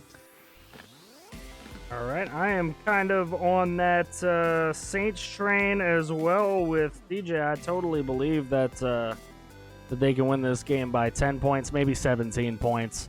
I think Jameis will continue to do his thing. I think maybe he throws 1 interception in this game, but I'm thinking about 3 touchdowns and a pick for him. I think that Saints defense is a little underrated, so I think they can definitely slow down Darnold. If he scored 19 against the New York Jets, I'm thinking the Saints can hold him down to at least 13. And the Saints can win this game 30-13. That's my thoughts. Fair enough. We have the Texans in Cleveland to play the Browns. Now they have the Browns at a -12.5. They have the Browns that high after the game the Texans played this week. Do you guys think that that's too much? What's your choice? I'm going to go with the Texans. I think the Browns win the game, but I think it will be much closer than 12. I think it's kind of I get the Texans aren't supposed to be a good team, but after how both teams performed this past week, it's kind of an egregious decision to put it at 12.5. That's kind of high. I think Houston will keep it a little closer. Maybe this will be like a 10-point game, but I got the Browns winning, but Houston will cover.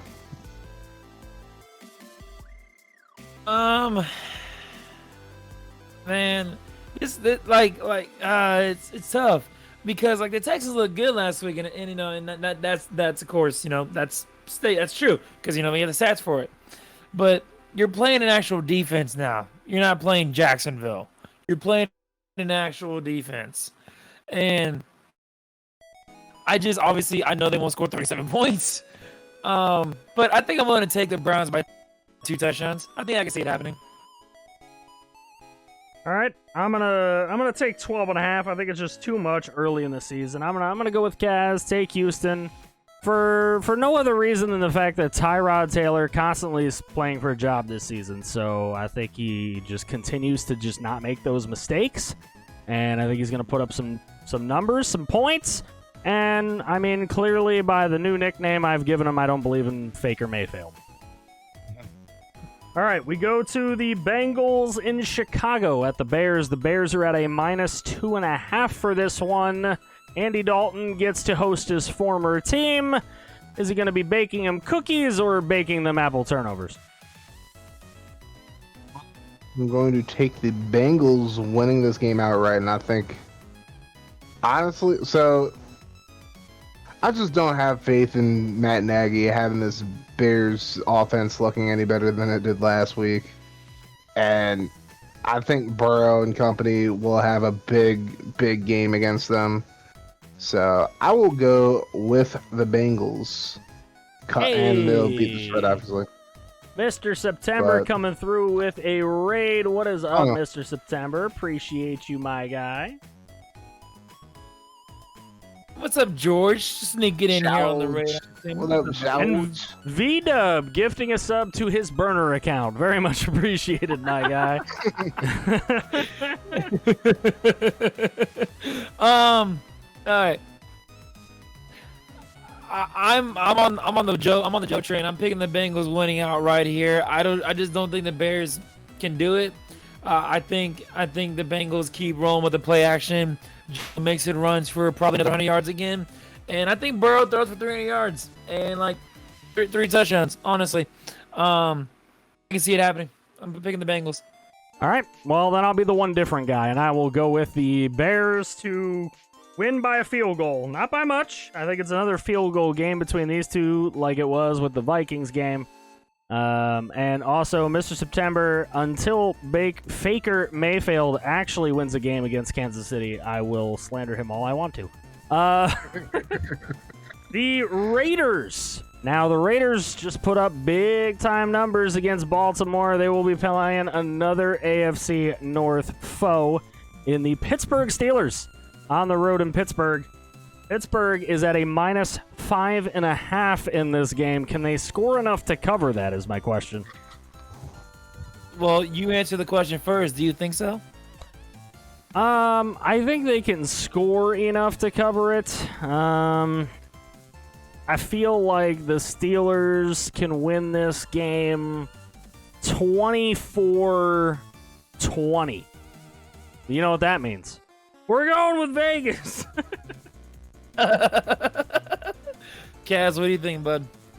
I'm going with Pittsburgh in this one. I just don't think that. I think Derek Carr is going to have a good season this year, but I think the way Pittsburgh's defense played against Buffalo kind of spells disaster for this Raiders team, and the Raiders weren't able to get the run game going.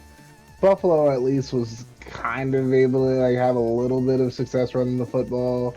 I think Singletary had one big run. That's about it. But it's I don't know, if the Raiders can't run the football against Pittsburgh, they don't stand a ghost of a chance winning this game. So I'm gonna go with the Steelers outright, and I'm gonna go with them covering the spread as well.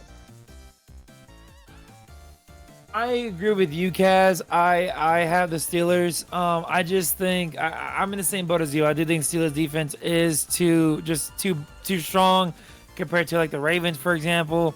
I do think they get to David. I do think they get to Carr, and I do think they find a way to limit Waller, therefore limiting the offense. And I can see a 7-point game, honestly. And so I'll take the Steelers. No one can limit Darren Waller. He's a beast. All right, the Bills will be going to Hard Rock Stadium to take on my Miami Dolphins. The Dolphins are actually a 3.5-point underdog here. Another home dog. Dolphins were dogs in both Week 1 and Week 2 in these rivalry games. This is tough, man. We do not have great success recently against Buffalo. I feel like this is a game that we're going to lose. The question is, do I think we could keep it within 3? I mean, look, Kaz did it today. I mean, I pretty much did it. CJ did it last week with Texas, even though Arkansas had like 5 rushers run for 1,000,000 yards. I had to do it again. But anyways, I'm not going to go against my boys. We're going to take Miami here. I feel like we can at least lose this game 20-17. This is a hard one, but I think I'm gonna go with Buffalo. I think it will be like a 1-score game, but I think the Bills will have a bounce back game against Miami this week. Obviously they didn't look very good against Pittsburgh. Obviously you guys look really good against New England, but I think it's only a matter of time before Josh Allen figures things out and gets it going. So just think Buffalo will find a way to get this one, but you guys are definitely not gonna make it easy for you. What the heck? He was like, hello, and then he left. I think we lost CJ, y'all. Oh, he back. He back. Hello? Hey, hello. Hello. My God, I'm sorry. I just randomly disconnected. I have no idea what the hell It's all right. You made it in the nick of time to pick. Who'd y'all get? Let's so I can put in the spreadsheet. He picked Buffalo. I picked Miami. I'm taking Buffalo. I think they bounce back against the Dolphins. I think this is a perfect game for them to bounce back. All right, well, I said screw earlier both in y'all the, then. I'm just kidding. Well, I mean, it just the reality of the fact. I just think the offense is gonna be too explosive, and I see Bills winning. I see the Bills potentially winning by 10 points. Honestly. 10 points. This motherfucker. I'm just kidding. All right, so the Rams at Lucas Oil Stadium play the Colts. 3.5 points in favor of the Colts. I'm going to be honest with you. The Rams, the way they looked, the Colts, the way they looked against Seattle, giving up some big passes. Matthew Stafford is like ready to eat. He's like, oh, I get to play in a dome again? Wait a minute. So I think Matthew Stafford wins this game by 13 points. I'm with you. I think you said the Colts are the favorite. No, they're the dog by 3.5. Okay. Or another home Yeah, dog. I'm gonna go with the Rams. I think the Rams win by multiple scores. I just don't think this Colts team has the horses defensively to hang with the Rams. I think the Rams are gonna have a more explosive offense than the Seahawks, and the Seahawks had a really good. And the Rams definitely have a better defense as well. So I think the Rams. This could turn into a blowout, honestly, but I think they win by 2 scores. I'm with both of y'all. It's multiple scores for the Rams. They just look too good Sunday night. The Colts didn't look as good. I can't see them keeping up with the explosive offense that the Rams bring to the table. Agreed there. We're in agreement. Now, this one gets interesting. The 49ers go into Philadelphia to take on the Mr. Jalen Hurts. 3.5 points in favor of Philadelphia here. So there's another home dog. Does this Jalen Hurts magic continue? I don't know. If the 49ers play like they played in the last 2 minutes of the game this week, then yeah. But if not, then I think the 49ers will pull this one out. I feel like they'll find a way to contain Jalen Hurts in this one, but I feel like Philadelphia's defense is going to give him a little bit of a fit here. This one's tough to pick. but I think the Niners can win this by 7, so I'm going to take the 49ers to win on the road here. Yeah, I'm gonna go with the Niners in this one as well. I know Philly had a good game against Atlanta. Atlanta's defense isn't a very good defense, to be completely honest. And I think the Niners on both sides of the ball are way better than the Falcons are for sure. And again, like even the Niners were still up by like 3 scores, like going into that last 2 minutes. It's just, that was just one of those freak things that happen sometimes. I don't necessarily think that's something that is too much to worry about if I'm a Niners fan. So I'm gonna go with the Niners to win this game by 2 scores. Actually, Philly come back down to earth on this week. I got the Niners winning. I just just like y'all said, the Niners defense is better than the Falcons defense. I can see the Niners winning this by 10 points. Honestly, I do think the Eagles defense gives them fits. But I don't think I think, as FG mentioned, the Niners defense finds a way to contain Jalen Hurts.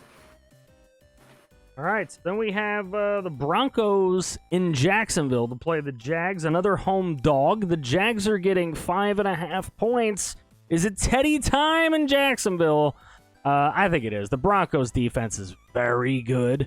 I feel like Trevor Lawrence is going to have some more rookie mistakes to make in this ball game. He had 3 interceptions against the Texans defense, who nobody expects to be anything. So what is the Bronco defense going to do? You got rookie Pat Surtain is going to be moving up in the corner slot for the Broncos due to an injury there. So should be interesting to see what ends up happening, but I think Teddy time and the Broncos win this game by 14 points. Yeah, I'm with you. I think the Broncos got this one easy. Jacksonville just showed, like, Trevor Lawrence showed me a little bit, but Jacksonville as a whole didn't show me a whole lot against Houston. Denver, I think, will take care of business defensively, and I think Teddy will do enough offensively to get him over the hump. And I think this will be a 2 or 3 score game, another game that could potentially be a blowout. But I think the Broncos got this. I'm in agreement with both of y'all. I think the Broncos are just gonna be too solid. I'm saying Teddy time in Jacksonville. I think he probably throw. I'm gonna say he throws for like 250. Probably give himself a pair of touchdowns. I think Melvin Gordon does his thing again. Or he didn't get hurt, right? I don't remember. Anyway, I just think they do well. I think the Broncos defense will look good, and will probably force Trevor Lawrence to make more mistakes, and we'll just see what happens. All right, so then the next game, Pats coming over to the Meadowlands to take on the New York Jets. The Jets are going to be home dogs by 5.5, and quite honestly, I could see this game getting out of hand. I could see it being a Pats win by 20+. It definitely has blowout potential. It's not my blowout of the week. Might be one of your guys' blowouts of the week, but I do think New England wins this game quite handedly with Mac Jones playing really well. Yeah, I'm in agreement with you. Yeah. Go ahead, CJ. I'm in agreement with you. I think the Patriots handle business. Mac Jones looked at it last week. He'll look at it again this week. I do think Wilson, and this I guess is kind of my take. Even though I am going to pick the Patriots to obviously win this game, I think probably by 2 scores. I do think Wilson kind of shows us a little something more here. Maybe gives the Jets hopeful a little bit to be excited about. But we'll see how the game plays out. Yeah, I think the Patriots win this one going away. One thing I noticed, there are a lot of home dogs this week. There are a lot of home teams who are straight up just underdogs. But yeah, I think this could get out of hand as well. I think the Patriots win this one more than comfortably. All right, then we have the Vikings in Arizona to play the Cardinals. Now, the Cardinals are only 4.5-point favorites, so this would be my surprising blowout of the week. I think the Cardinals could absolutely smash the Vikings. They did it to the Titans. Chandler Jones went in there, got crazy, got 5 sacks. I feel like if they're going to rush like that with the Vikings, we know their suspect O-line. The Cardinals could easily have a relatively similar game against the Vikings and win this one by 20+. Now, the Vikings can play a lot better on offense as well, so maybe they could close the gap in this one, but I see Arizona winning this one pretty big. I'm right there with you. Honestly, I don't think Christian Darrisaw is starting anyways. I think he's hurt, so it's going to be Rashad Hill, I believe his name is. At left, Rashad Hill at Bad left when you don't tackle. know the linemen's names. This is making it really bad for Minnesota. If Chandler Jones can do that to Taylor Lewan, who's supposed to be one of the best left tackles in the league, I don't see Rashad Hill having a very good game against him either. I mean, and if it's not Chandler Jones, it's going to be J.J. Watt or Buda Baker. So I think the Cardinals win this one very comfortably as well. So I'm going to take them with the spread as well. Cardinals by 17. Let's move on. All right, so now the official, I'm going to call this one the official blowout of the week. We have the Atlanta Falcons going to Tampa Bay to take on Champa Bay and the Buccaneers. The Bucs are 12.5-point favorites, and I still don't think it's enough. I think Tom Brady and company wins this by 28 points. That's my call. Oh, 28. I'm with you, buddy. 3 scores at very least. But I think we're all in agreement. It's going to be a blowout. It's gonna be a rough one to watch. That's why I'll just be watching on Red Zone. Yeah, me too. All right, here we go. The moment Kaz has been waiting for. His Tennessee Titans now have to go to take on the 12th man in the Seattle Seahawks. Seahawks are 5.5-point favorites. I'll let you go first. Well, everybody's going to be like, oh my God, that's not a shocker. Well, I mean, this is hard because I want to believe that Tennessee will bounce back. I want to believe the last week was just a slap in the face that they needed to wake up and get their stuff together. But after how Seattle played, I don't know, man. Now, I really hope I'm wrong, but I'm going to pick Seattle to win this game by 2 scores. I don't have faith in Tennessee. I have faith Tennessee will get it together at some point this season, but it's not going to be this week against Seattle. I mean, it's not after last week. I don't know if we couldn't stop Kyler Murray. How are we going to stop Russell Wilson for 1? 2, it's like Taylor Lewan needs to get his head out of his ass straight up. And I don't know if he's going to do that this week either. So I'm going to take Seattle by 2 scores and pray to God that I'm wrong about it, but I'm going to take them by 2 scores. I know everybody's all shocked, but All yeah, right. you got George freaking out in chat over here, my man. All right, my jersey of choice to wear during Sunday last week was my Cameron Wake White Dolphins jersey. My jersey of choice to watch football with this week is going to be my reverse Ryan Tannehill Titans jersey. So let's go Titans. We're going to hope that Ryan Tannehill and Derrick Henry can actually fucking do his job. And Ryan Tannehill can fucking kick it up a notch a little bit as well. And you know what? I don't think Tennessee's going to necessarily stop Seattle, but I think they're going to do what they did all last year and just outscore them.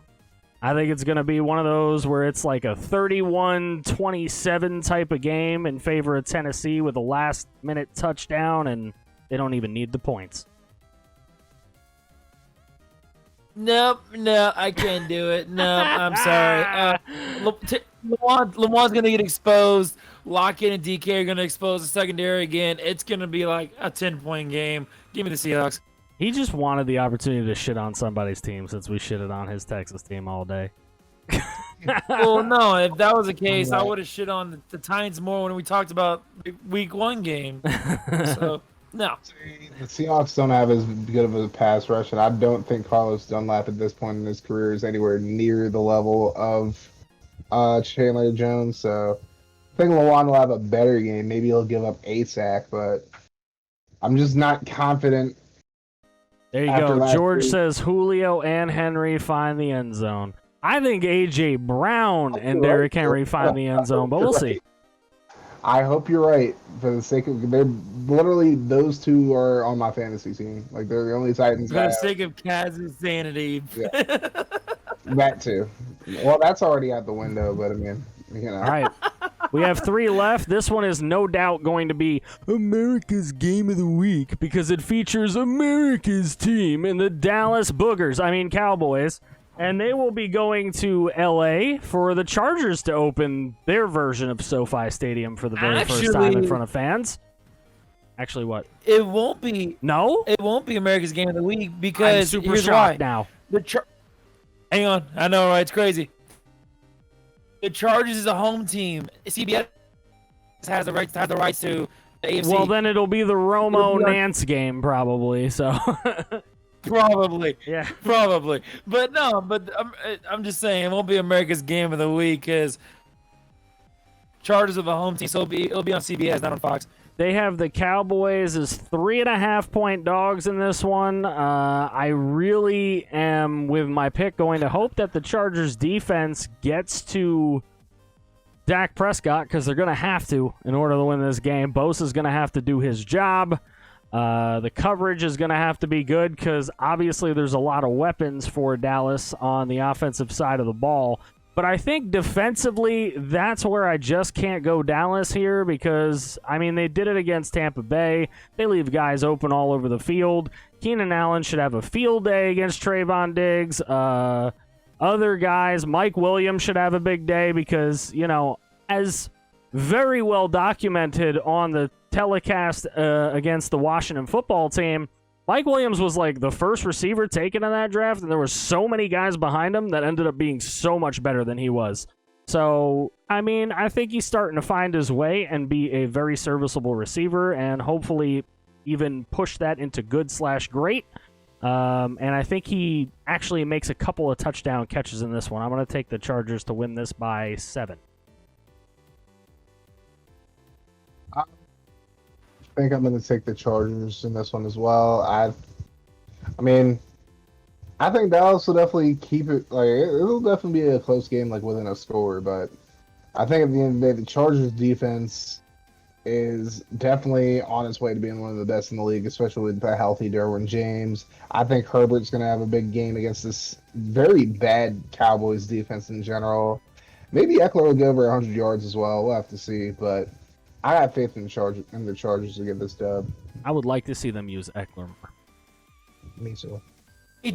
Me too. I need to buy an Eckler jersey. But Max. I am I'm on the Chargers train. I am. I do think it'll be a high scoring game, but I am convinced the Chargers will outscore the Cowboys. And just as you mentioned, Keenan Allen will have a field day. I hope Eckler gets used more. And yeah, I just think Herbert looks good, I think. All right, Sunday Night Football. The Chiefs get to go to Baltimore to take on the Ravens. The Ravens being a home dog by 3.5 points. And, you know, this game seemingly is like an annual thing nowadays.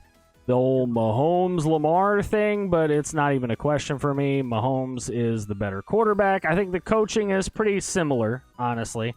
I can't give either coach an advantage here. They both do certain things well. But Mahomes is always the difference in these games. He always pulls it out, whether it's late or whether, you know, he has to get a couple of scores late. He'll get it done.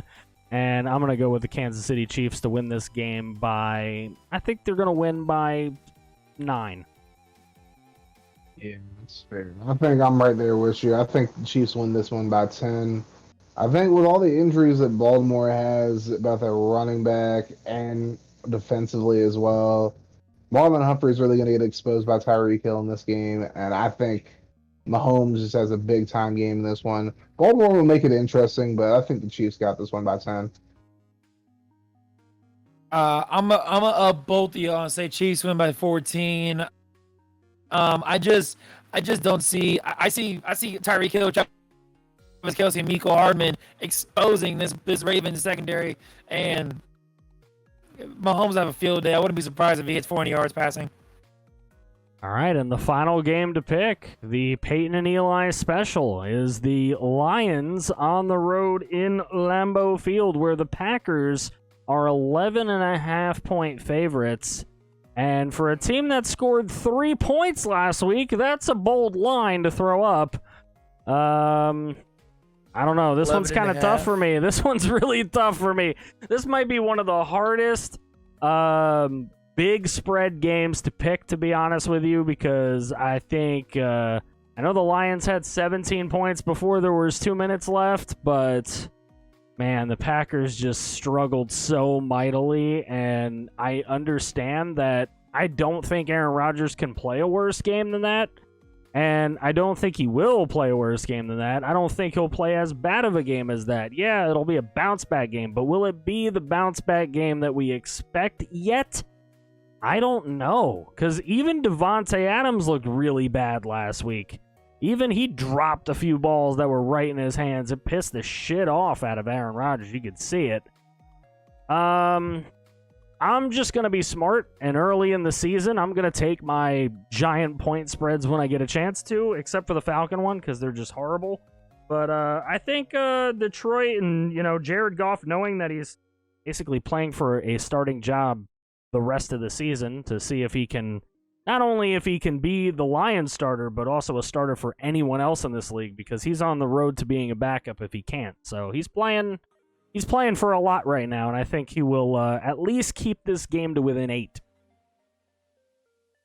Yeah, I think the Packers win, but I don't think they're going to win by 2 scores. I think this will be a much closer game. I think Detroit maybe will keep it within 7. I don't think the Lions aren't going to be a good team, but I can't get over the 38-3 game against the Saints. I mean, I again, like you said, FG, I don't think that it can get much worse for the Packers at this point, but I don't think they're going to blow the Lions out in this one. I think Detroit makes this a 7-point game maybe, and then, that'll be that. I think Detroit definitely covers, but Green Bay wins the game outright. See, no. I disagree. Here's why. In the past, we've always seen competitive games between the Lions and the Packers for the sole fact that Matthew Stafford was their quarterback. No, it's not. It's Jared Goff. Even though they had that crazy comeback against, I think that was just a one-time thing. I just think the Niners played too conservatively in the last 2 minutes, and it almost burned them. But I also think Aaron Rodgers comes out pissed off. Yeah. And when Aaron Rodgers comes out pissed off, he throws for 40 yards, 4 touchdowns, and you smack the crap out of whoever the fuck you're playing. And I think that's what happens here. I think Packers win by 2 touchdowns. At least. Obviously, I know I'm taking a huge gamble because obviously huge point spread. There's a lot of things against me in terms of making this pick. But I'm going to take the risk. At least try to jump back and get closer to FG. Pick 'em. I'll take the Packers. 2 touchdowns. All right, so he is going with the Packers. Okay, so at this point in the show, we are nearing its end.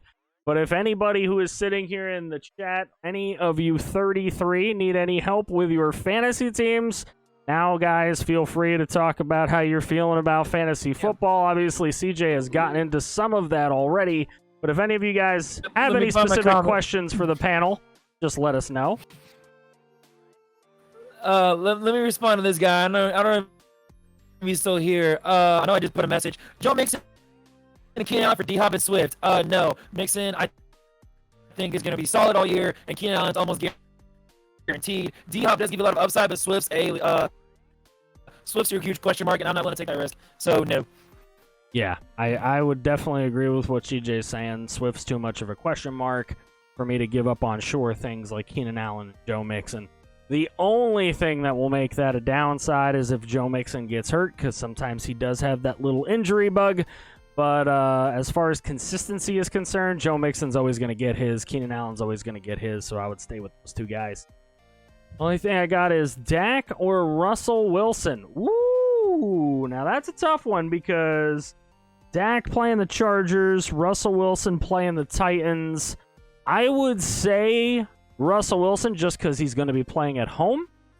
Dak is going to be on the road in LA. Chargers, very good defensive football team with a Bosa brother. Seahawks don't have a pass rusher like that. And they're also, Or the Titans don't have a man. pass rusher like that, and the Seahawks are home. So, I mean, I would say there. I agree. I think Dak definitely gives you the biggest upside, as I mentioned in my pick. I do think it'll be a high-scoring game, but I do think Russ is the more safer start. V-Dub says he saw a graphic where Derek Carr is only the second quarterback to beat both Mahomes and Lamar Jackson. Ryan Tannehill was the first. There you go. 2 underrated quarterbacks in a row right there. There you go. Reyes, do I take the bait and pick up the Cards D and cutting the Ravens D? I do think the Cards defense can give you a good upside in terms of like the pressuring, but and honestly, cutting the Ravens D may not be a bad idea due to the only fact that their secondary looks very rough. I do think if they're still there, I do think you give it a week on the Ravens defense. Just see what happens here. Well, honestly, I'm sorry. I forgot they're playing the Chiefs. No, I say pick up the Cardinals defense this week. I think that's a better start against the Vikings over playing the Ravens defense against the Chiefs. Yeah, pick up that Cardinals defense. Yeah. Cardinals. I mean, I am unfortunately a very sad owner of the Ravens defense. So, yeah. Dirty Casual coming in with a rate of 8. Let's go. My guy. If you guys aren't following Dirty Casual, get over there. Drop him a follow. Drop all the other goats who have helped out the stream today. Oh, my gosh. We had Mr. September come in with a raid as well. Big Pimpin' came in. Yes, sir. Big Pimpin' Revamp came in with a raid as well. This is the third one of the day. Definitely go check these men out. You've had some support tonight. That is good to see. Appreciate you guys supporting something non-gaming. That's good to see. All right. For a 3-hour show. One person gifted a sub to their burner account. Yeah, that was UVW, you crazy mother. All right, for those of you watching on YouTube, if you do want to check this show out live, weekly, I think 9 p.m. is a good time. I don't know about y'all, but we'll talk about that. If you guys want to check it out, it will be Wednesdays weekly over on Twitch. That is in the description below. I will be giving a copy of this stream to both of our guests here. They can put it on their YouTubes or cut it up into clips and put it on TikTok or whatever they want to do with it. But appreciate you guys coming out and supporting something non-gaming. This has been amazing. Definitely go follow Dirty Casual, Mr. September, and Revamp, who dropped us raids today. Go follow my boy CazCray and MrCincoOcho.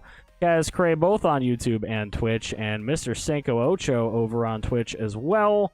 So thank you guys for joining us, and if there's one final word, just like they do in Around the Horn, we'll go CJ, you go first. Your final word of the week. All right. I'm gonna talk about my Texas Longhorns. I do not think it is a good idea to start Casey Thompson this week against Rice. I do believe that they should give Hudson Carr the game to at least build back his confidence. I do believe now that he's coming off a rough game against Arkansas and not playing Rice, I do believe this will be more of a confidence builder as he kind of lost him. He looks rough, not being able to complete many passes unless he was scrambling out of the pocket. And I obviously, the Austin media is a very tough world, cruel place, but I do believe they should start Hudson Carr instead of Casey Thompson, which of course I'm just a lonely fan. And they've already announced they're going to start Casey Thompson. I do believe this could backfire, but it does also have upside in the fact that Casey Thompson has been in Texas for a little bit now, for a good bit now.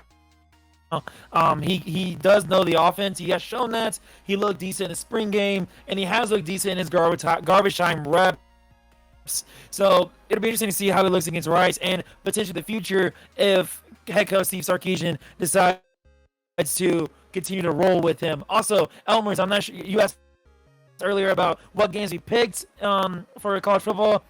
We picked Alabama and Florida, Auburn, Penn State, Arizona State, BYU, Oklahoma State, Boise State, Florida State and Wake Forest, and Cincinnati and Indiana.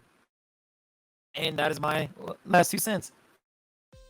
Steve Sarkisian was your guys' head coach, by the way, but I think this is just as much for me as it is for anybody else who's like an NFL fan who had their team play poorly, like in week 1. Honestly, I don't feel like any of y'all played as poorly as Tennessee did, but that's just me being a Titans fan and being biased. But this is a tweet from a guy named Bill Barnwell on Twitter. He said, things that happened in week 1 last year. The Jags had a late comeback and beat the Colts, and everybody said it was the same old Phillip Rivers. The Browns got blown out by 32 points. Josh Allen missed 2 easy touchdowns, and Tom Brady threw a pick 6 and the Bucks lost by 11. And he basically ended it by saying week 1 doesn't mean the whole season. So, again, It's true. I know I picked Seattle to beat Tennessee by 2 scores. It doesn't mean I don't think the Titans are going to win the division. That just means I feel like they had they kind of got a raw deal in the first 3 weeks of the season because they had Arizona. Obviously, we saw that went. Now they got Seattle at Lumen Field. Like they got to deal with the 12th man, and they got to play the Colts. I mean, that's not a fun first 3 games of the season for anybody. So just because any given team didn't do well in week 1 does not mean that they are out of it by any means. Like it is still 17 more weeks to go. Like I know it's crazy. We have an 18th week now. But, we still have a lot of time for a lot of things to happen. So, just keep your head up. Keep that mofo rolling. Like, if your team lost this week or whatever, it doesn't mean it's the end of the world for you. That's it for me. There you go. So, my final word of the week is going to pertain to my specific team, just like CJ did to his. Rutgers is 2-0, baby. Rutgers is 2-0, and there is a definite conceivable way that they could be, at most, probably 5-2 going into a game against Wisconsin at home here in New Jersey, and that place would be fucking rocking back and forth if that happened. It would be really lovely to see that happen. Hell, I'd like to see them upset Michigan. That would be hilarious. But that would have to be at the big house. So we'll see what happens there. But Rutgers, hey, things are looking up. I mean, if they keep beating all the unranked teams that they play, at least they'll have 7-8 wins this year. And at least they'll be in a bowl game. That would be amazing. Because we haven't had that kind of success here since, a certain guy who beat his girlfriend in an elevator was playing for us. But yeah, that dude, he led us pretty far, but it seems like Shiano's season is definitely turning things around, and you love to see it. We love to keep our talent here in New Jersey. As a matter of fact, we are bringing in a 4-star quarterback out of Kentucky, I believe. And this 4-star quarterback has foregone his senior year in high school so that he could sign an NIL deal. So he is joining Rutgers this week. So that is pretty cool. Noah Vidral better start fucking playing some damn football, or this 4-star kid is going to start balling all over him. Because it's been a long time since we had anybody who wasn't a 3-star at quarterback sign with our team. So that would be hilarious. That would be great. You should try getting tickets to the Wisconsin game. Bro, I would too if they had it. If we were 5-2 going into the Wisco game, I will try to do it and vlog the shit out of that.